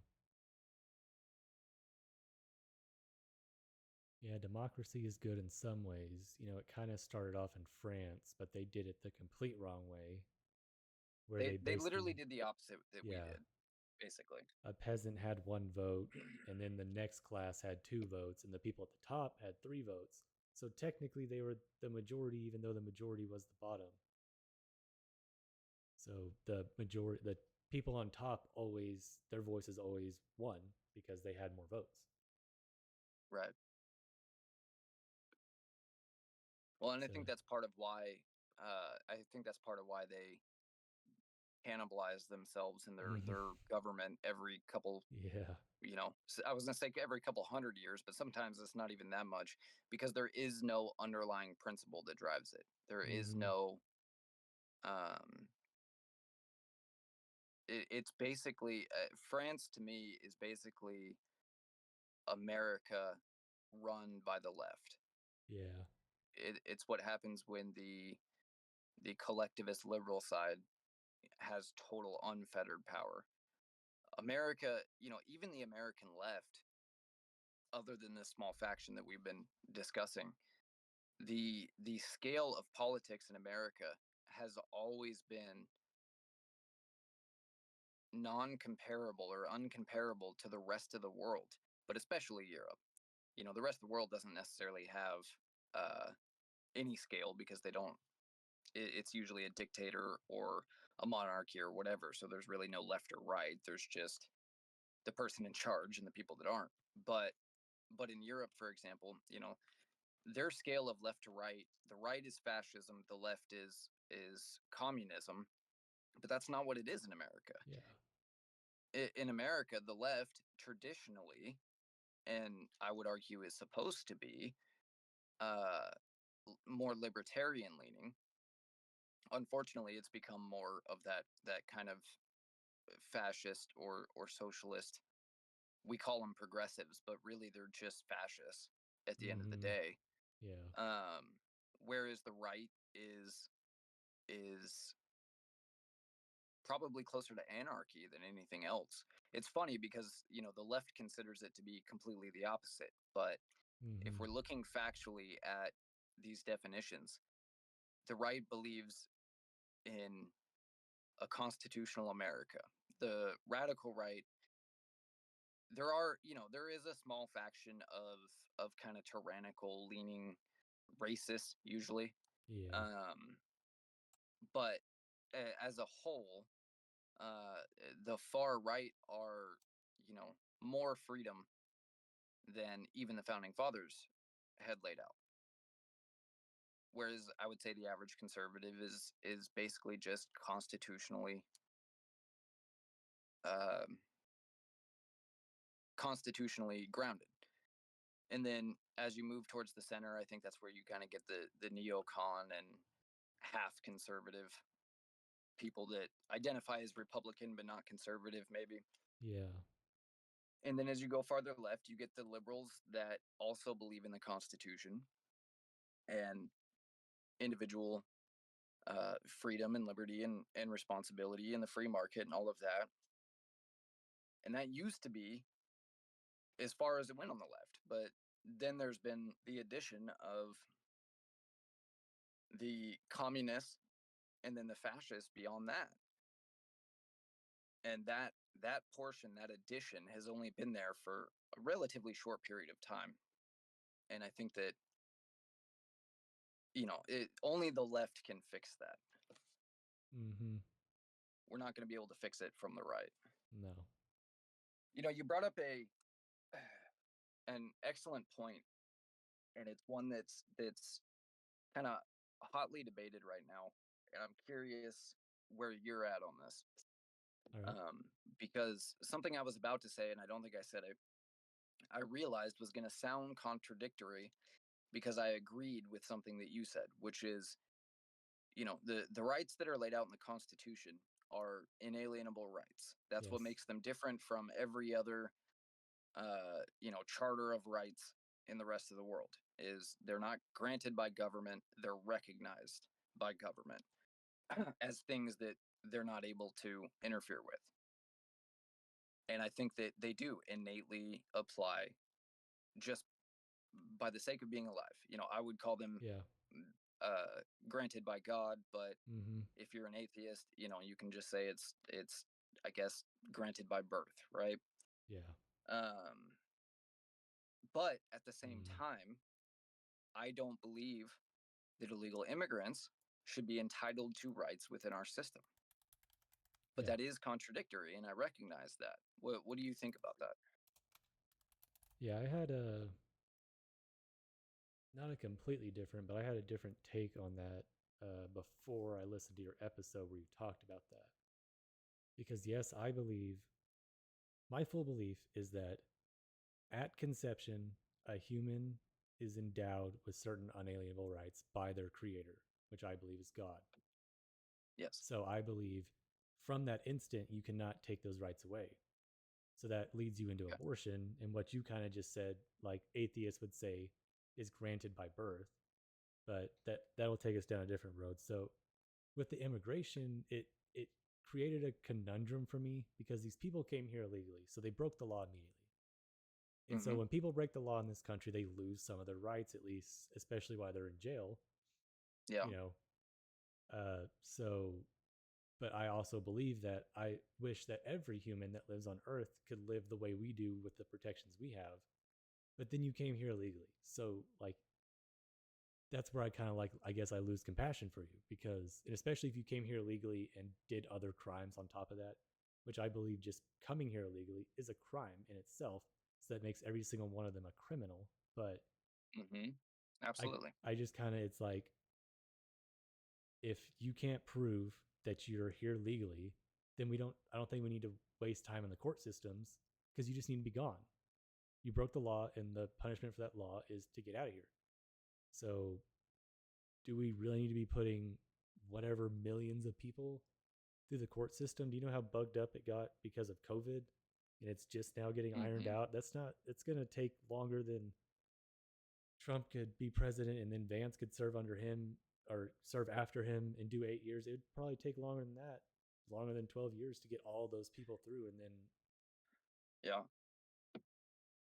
And then Yeah. someone And comes see, along like, another Biden or something would come along and just there goes all the progress.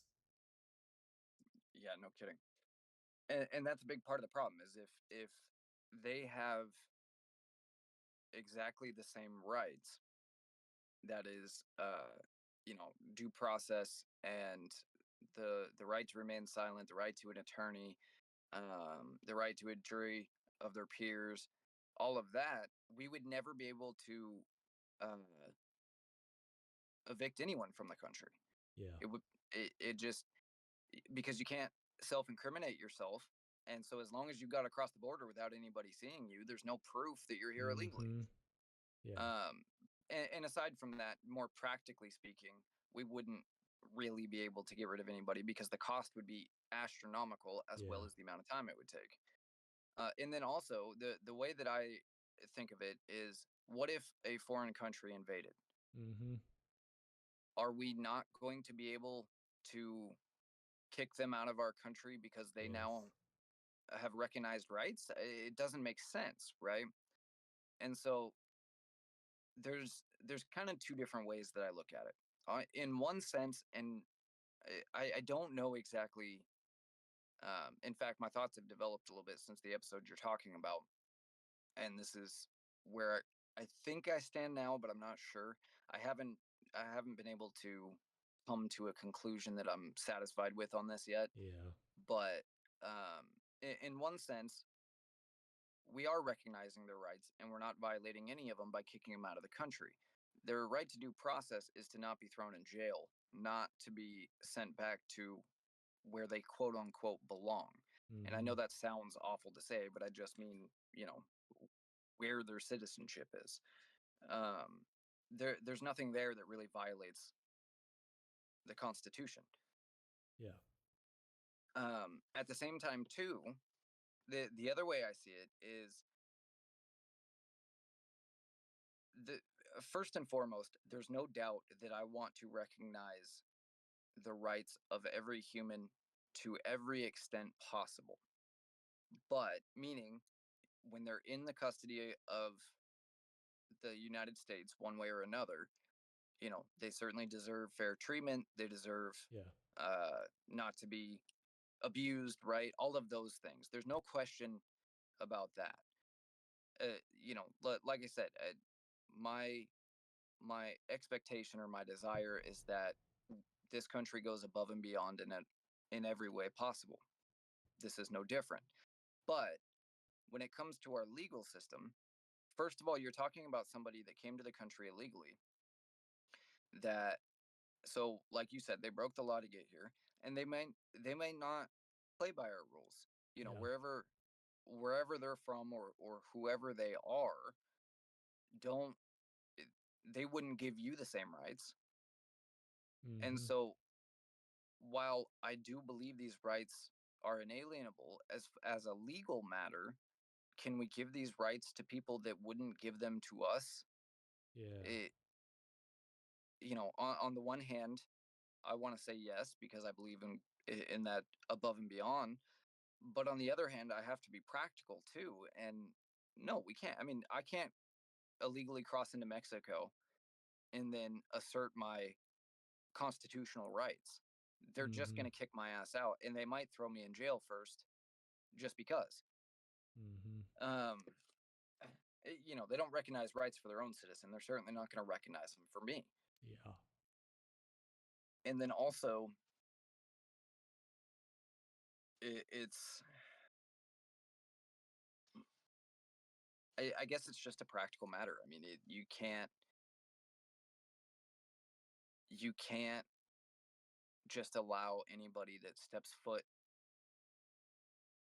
on the soil of the United States to have the same rights within the legal system unless I don't know. I mean, it's hard for me to argue that somebody doesn't inherently have rights, Yeah. but there is no practical way that I can see to protect those rights and still protect our country and our Mhm. sovereignty, which is one of our rights. One of our rights is protecting our sovereignty and our not just our country but our own properties. Yeah. It I guess it's the act of breaking the law, I think, that removes Mhm. their rights. It's the act of entering the country illegally because, like you said, if somebody breaks the law here, they lose some of their rights too. It's the transgression against the people of the United States. It's just on a larger scale. Yeah. Because if my neighbor, if my neighbor steps foot onto my property after I've told him not to, I have a right to remove him. I have a right to my property. Mhm. Um, if my neighbor steps on my property and tries to, set my car on fire, I don't just have a right to remove him. I have a right to shoot him, at least in my opinion. Um, and so it's the act of him transgressing against me that allows me to bypass his rights or to go around his rights, right? So I think that that's probably the best explanation I can give for it, but I don't know. Like I said, I'm having a hard time coming to terms on this one. Yeah. Because I care for all the humans of the world, and I want to treat them fairly and justly, and the way any human should be treated. Because that's the way it is. You should treat people the way you want to be treated. So if I were to illegally enter their country, do I just need to assume the rights of and whatever benefits there are of that country? I don't I don't think so. Yeah, I wouldn't think so. I mean, and I wouldn't expect it either. That's the other Mm-hmm. thing Yeah. is the expectation is wild to me. Like I wouldn't step foot into Venezuela and expect to get free healthcare and be taken care of by their government until I got on Yeah. my feet. You know, Mm-hmm. it just doesn't compute to me. But Mm-hmm. so I feel like on one hand, while these rights are inherent, I feel like you can only as humans honor that so long as everybody is playing by those rules. Yes. Yeah. But as soon as somebody isn't, then Mm-hmm. I guess I guess that's a transgression against you, and therefore you can deal Yeah. with it appropriately. I It don't think we have the right to throw people in jail who cross the border illegally. At least not one time. If it's multiple times, then we're getting to the point where some sort of punishment must be necessary because it's costing the taxpayers considerable amount of money to deal with this person. mm-hmm. But I don't think we have a right to throw them in jail just for entering the country illegally. But I don't see anything, even in the Constitution, that prevents us from sending them back where they came. They're not a citizen. They don't have any right to be here. Um, and there's nothing that violates due process or any of that by sending them back. Yeah. I would say so. Not that I can see anyway. Yeah. I don't care for what's going on with Trump deporting these people to Venezuela. I agree with the deportation, obviously. I don't like, and really, there's nothing wrong with that situation in particular because what Venezuela does with the people we deport is Venezuela's business. Mm-hmm. And, if they're mistreating them, I think we should speak out against that. But that can't stop us from deporting Venezuelan illegal immigrants because that, that's a problem within their own country they need to deal with. We can't deal with everything. Yeah. Our only job is to get them out of our country. But I don't like that Trump is instead giving the impression that we are now jailing these people in Venezuela. I don't like that. Mm. And Yeah. because I don't think we should be doing that. I don't like that we funded we gave them some funds to do this. Mm. Um all of that. And I don't like this Guantanamo Bay thing. I think that Yeah. that was more of a one of those things like we talked about earlier of just kind of throwing a red herring out there to give them something to whip up a frenzy over. Mm-hmm. I don't know if we're actually keeping people in Guantanamo or not, but I don't have a problem with using Guantanamo Bay or anywhere else as a holding facility for dealing with illegal immigrants, so long Uh. as the rights are maintained the same they would be, you know, anywhere Mm-hmm. else. Yeah. And as long as we're not jailing them for being here illegally, there is obviously a period of time that they might have to be quote unquote incarcerated in dealing with the deportation because there's so many to deal with right now. And so that doesn't bother me. But I certainly don't want to be incarcerating people for it. But I the impression that's being given is that we're incarcerating them at Guantanamo Bay, and I don't like that. Yeah. Did you hear about? I don't even know if this was true or not, because I think it was like just yesterday that this happened, or the day before. But Trump supposedly said that he's floating the idea. Oh no, his press secretary, the Levitt girl, she said it. So Carolyn Levitt. yeah, um, she said Trump was floating the idea if he could find a legal way to do it to deport our like the worst of the worst criminals doing the most heinous of crimes to uh that big jail that I think you were talking about in Venezuela or El Salvador, which I kind of uh, I think that would be kind of nice. If we're not going to be executing these guys, then send them somewhere that's worse. But I don't know. Um, so taking the worst of our criminals and sending them to a jail in Venezuela or wherever. Yeah, which I don't think he'll have any legal way to do, but it may just be one of those things that he's kind of like tossing out there. And but I kind of am like, I could understand why we would do that, but then it also sets a weird precedent, and whoever becomes in power and Yeah, gets to label that heinous crime that you can get deported for, you know. exactly. And it also doesn't seem that efficient to me because what happens if it's somebody that can get out? What happens when they get paroled or whatever? We now have to fly them back to the country. Yeah, Um, I think it, these would be I people that are serving like life sentences or are on death row or something like that. Like they've committed those types of crimes where they're not getting out of jail no matter okay. what. So, Well, in that case, that deals with the logistical issue. I think as long as the rights that they do retain, as far as proper treatment and all of that, aren't being violated. This isn't some end run around uh, giving them proper treatment.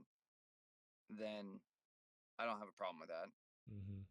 But I do worry that it is or could be used that way, I guess, Yeah, because it's less yeah, oversight that we can have. And I don't know how I feel about giving them to another country. Guantanamo mm-hmm. Bay is in Cuba, but it's our country technically. It's 100% ours. It's just a piece of Cuba. So that sort of thing, it would be like sending them to a jail in Hawaii or whatever. That doesn't bother me. I don't know how I feel about giving them to another Yeah. country. Now that I say it out loud and I kind of really worked through that, I'm kind of like, why are we making a problem that is ours another country's problem? Yeah. I think what we need to do is execute Yeah. people that need to be executed. Mm-hmm. Uh, that is the better solution, in my opinion. I Yeah. am 100% for the death penalty, and I also think there needs to be, the bar needs to be high. But I think once that bar is met, Yeah. you know, none of this 25-year appeal process. Once that bar is met, done. Mm-hmm. You know, you can go straight from the courtroom to the Yeah. chair for all I care, Mm-hmm. because there is a certain group of people. Do you listen to Jordan Peterson at all? I listen to him when he comes on other podcasts. I haven't really, and I've read his most recent book, We Wrestle with God, but no I haven't particularly. actually read that one yet, It's good. but I imagine it is. I listen to him occasionally. Being an intellectual, he is sometimes a little difficult to listen to in podcast form Mm-hmm. because he often gets off on thoughts that are kind of Yeah. so deep that it's hard to keep up with him if you're not already Mm-hmm. um and his voice is kind of like RFK. Like, it's nothing against the man Yeah. personally, it's just not the easiest voice to listen to on a Yeah. recording. And interestingly, with RFK, after if you listen to him for like 10 minutes straight, then you don't even notice anymore Oh yeah. I've listened to so many until the next podcasts with time. him, But and I've read his book, and I rewatched his episode on Joe Rogan like probably 5 or 6 times. So I'm pretty used to it now. But at first, yeah, it's kind of like nails on a chalkboard. but anyway, Jordan Peterson. I don't know if this is his theory or if it's something that he's quoting from something else, Mm-hmm. or not. But something that he has mentioned many times is this idea that basically there's a certain number of psychopaths that always exist within society. Mm-hmm. And to define psychopath real quick, because it's not always used appropriately, these would be people that are true, meet that triad or whatever of sociopathy, psychopathy, and uh, is it narcissism? I think so. But the people that combine basically all three, they are truly they truly lack empathy, believe they are, gods almost, in a sense that Yeah. they are above everything else on earth. Mm-hmm. Um and I think as far as the psychopathy part is concerned, there's just some sort of disconnect with humanity Yeah. there. But anyway, that there's basically always uh a certain number of those people in society, and of course it's a scale too. Many people are extreme narcissists, but they still have empathy and stuff. Mm-hmm. Some people are slightly sociopathic but still get along fine in society, and but as far as the people that truly meet this definition all the way around, there's always some percentage of them, and that is good. A small number of them is necessary for some reasons, and the examples he gives are: a general, for example, needs to be able Mm. to detach himself from the lives at stake, and instead focus, make a decision on Yeah. the best course. Or a CEO that has to fire half his employees or whatever in order to keep the business afloat. Yeah. um and I'm not saying I subscribe to that idea fully, but Mm-hmm. um, but I think that there is some merit to the argument. I think it has more to do with how far people are along that scale, but um, but I do agree that some of those tendencies, uh, from that triad, there is some benefit to those in society in some cases. But his argument goes that, as long as the percentage is kept to this small amount, everything's fine. But when you allow too many of them, that's when things start to go haywire, and that is one of his descriptions for, the current world we find ourselves in. And I think that there is some truth to that. Like I said, I don't know that I subscribe to it completely, but I think there is some truth to that. But I think that when you're dealing with criminals in particular that meet that criteria, where they, you know, Yeah. just don't care. There Mm-hmm. is a disconnect Yeah. between There's a no normal human. rehabilitation for these type of people, like Ted Exactly. Bundy. I thought Yep. I had more examples, but Exactly. Ted Bundy.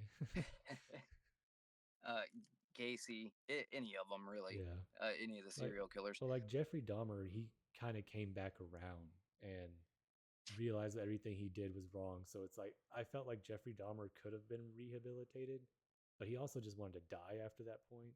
But like Ted Bundy, he's defended it until he died that he didn't do all those murders with the mounds of like evidence and proof. Full narcissist. Represented Yep. himself in court because no lawyer was good enough. Like that type of person. Yeah, and I think even with the Dahmer, even if he comes back around eventually, I still Yeah. feel like the level of crime is sufficient Mm-hmm. Yeah. that it doesn't matter, and I feel like a a Dahmer that has come back around would agree with that. But anyway, by not executing these people, I feel like the only answer there is, once the crime is committed. Of course, I'm not talking about going out and finding these people before they've done something wrong, Yeah. but once the crime is committed, once they've been convicted, once it's clear what's going on, then it's straight to execution. Because Mm-hmm. the only thing that keeping these people around has done, sure, they're locked up for the rest of their life, but now they're exposing everybody in that jail to their twisted minds, right? Yeah. And then you also have the problem with the people in society that, for whatever reason, idolize these people. Yeah. I'll never wrap my head around that either. Oh, it disgusts me. Uh, it just there's no benefit that comes out of keeping them around, and Mm-hmm. I understand the killing is wrong thing, but killing Yes. is only wrong when you do it for the wrong reason. Yeah. Killing in and of itself is a, it's not amoral, but there are the Bible tells us an eye for an eye, which a Yeah. lot of people like to say leaves the whole world blind, but that's not Mm-hmm. really the case because an eye for an eye isn't just saying, they kill you, uh, you kill them in return or whatever. I mean, obviously that Yeah. doesn't work, but you know what I mean. Mm-hmm. It's also a limiting factor. It's not saying an eye for a life. It's telling you that the punishment needs to be equal and proportionate, Yeah. Mm-hmm. and that is something that we overlook a lot. And it Mm-hmm. also, the Bible also makes clear that you have the right to defend yourself, Yeah. and that I think can easily be extrapolated to mean that society has the right to defend itself Mm-hmm. from somebody that is an existential threat, or at least no question a threat. Yeah. um it's just there's I used to believe that the death penalty was wrong because we shouldn't be killing people as punishment. But some people, Yeah. there's more harm that comes out of keeping them alive. Mm-hmm. And killing them is almost it it's almost too nice in a sense because you're letting them get off easy for the things that they've done. Yeah. And but that's not what's important. What's important is getting rid of them now. Mm-hmm. And so I think when it comes to those people that will unquestionably kill again or harm a child again, or there's a very small group of things, but there is a group of things Yeah. that the bar should be high for proving their guilt, but as long as that bar is met, that's it. Mm-hmm. Well, we could probably talk about this for another hour, but we're at almost 2 hours and 45 minutes, and gonna have to wrap it up here. And I think it's a pretty good spot to end, anyways. Sure. So, thanks for coming on today. I really appreciate conversation. It was really good. Yeah, absolutely. I appreciate you having me. I hope we can get more of these. It's a little different from your podcast, but it's kind of the style I'm going for. Uh, Yeah, no, I like it. I like it. I like that it doesn't take 8 hours of preparation to do yeah, it. yeah, that's a good part. I mean, it kind of took some preparation because I wanted to listen to your podcast, and then instead of just coming into this like blank, I kind of wanted to Right. at least know some things to ask you questions to keep conversation going. But we did pretty good with not really having to like re up the conversation. It kind of flowed pretty good for the most part. Yeah, I think so. Actually, if you don't mind, uh, can I explain real quick the what I'm kind of transitioning to? Yeah, I think I sure. told you a little bit uh, at the end of the podcast we did, but I don't think we recorded that part. Uh, I'm actually at least putting on pause the JBU show Mm-hmm.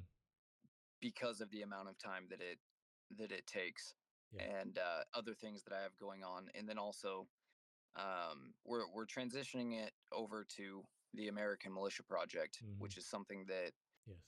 I forgot to have I you think is talk about that. So yeah. I've meant to bring it up and I completely forgot, but it's something that I think is extremely important, and that is, simply put, the the relevance of the civilian militia to this country and to the Constitution, and to the way that our country is supposed to function.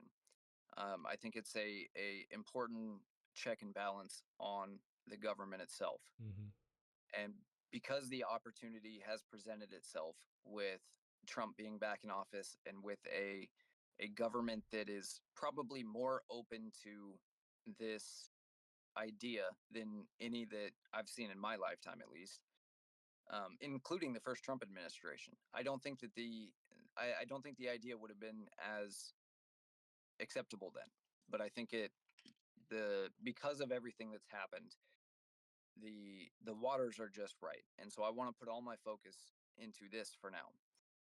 And so we're switching, like I said, we're switching the JBU show over to the American Militia Project. It's at militia underscore project on X Go follow him. with the idea. Say that again. Said go follow him. Oh, with the idea of getting together um, as many kind of like-minded people as possible and putting together a good solid proposal on how we could bring the American militia back in a way that is has permanence. I don't the goal is not to create some just completely detached civilian militia. There's been many that have existed throughout the years, Mm-hmm. but and it's also not to create a new branch of the military or of the government. Mm-hmm. I want a civilian militia that is basically at the state level. There might be some level of federal coordination, but more or less at the state level, that is well funded and well regulated as far as well trained and well organized and stuff. Not regulated by modern parlance, but that is able to serve as a check and balance on the government, because the militia is made up of we the people. And Yeah. so if the government is overstepping its bounds in, say, COVID lockdowns, Mm-hmm. well then the civilian militia is there to prevent that tyranny, right? Mm-hmm. Or if there's a bunch of riots going on and the governor or the president or whoever is refusing to send in the police or the national guard to deal with it, well, Yeah. they're not going to stop the civilian militia from doing it. The other example I used when I was explaining it to you was North Carolina, where you had people that were trying to help their neighbors because the government was failing to after a natural disaster. And not only was the government failing to step in and do that, but they were stopping the individual people from doing that. They wouldn't be able to do that with a militia. Yeah. And so I don't have all the answers on how to do this, Mm-hmm. which is why I'm transitioning into this podcast and stuff to try and bring together more minds to create a solid proposal that can be put in front of whether it's President Trump or whether it's Congress, or it would depend on what we determine is the best outcome, Mm-hmm. um, to try and make this happen. We're going to start with the nonprofit in order to raise funds and awareness, um, and that should be launching very shortly.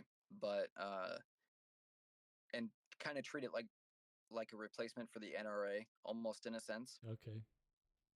Um, that that was the initial kind of catalyst for this, was realizing, the fall of the NRA and what's going to rise to take its place. Um, but it's getting that proposal made and getting it in front of the president and hopefully moving this idea forward. Yeah. I think it's a pretty good idea. I'd like to talk more in depth about it sometime to really grasp it more, but I think it's a Yeah, pretty good idea and I absolutely. understand it. I'd love to do a podcast on it, whether yours or mine, doesn't matter. All right. I will mention too that the other purpose of the podcast, because obviously you can only explained the goal of the project so many times, Yeah. um, is to fill the role as much as possible for now in strengthening the, I guess, the militia as it exists today. Because while there is no official structure, 150 million armed Americans is still technically the Mm-hmm. civilian militia. Yeah. And so kind of strengthening that as far as setting people, changing the mindset for one, and not just the Second Amendment being about self-defense, but also being about, defense of your neighbors and your community, um, and a responsibility to the nation. And then also the ways to go about that. One of the first episodes that I'm actually in the middle of recording right now is kind of laying out what an ideal the ideal equipment that a person would have if they wish to participate in a more organized militia structure. Kind Mm-hmm. of put it like that, I think, is the Okay. best way. So it's not just talking about the project itself on the podcast, but it's also in helping reorient the the Second Amendment community and the gun community into, or diversifying it rather, beyond just self defense. Yeah.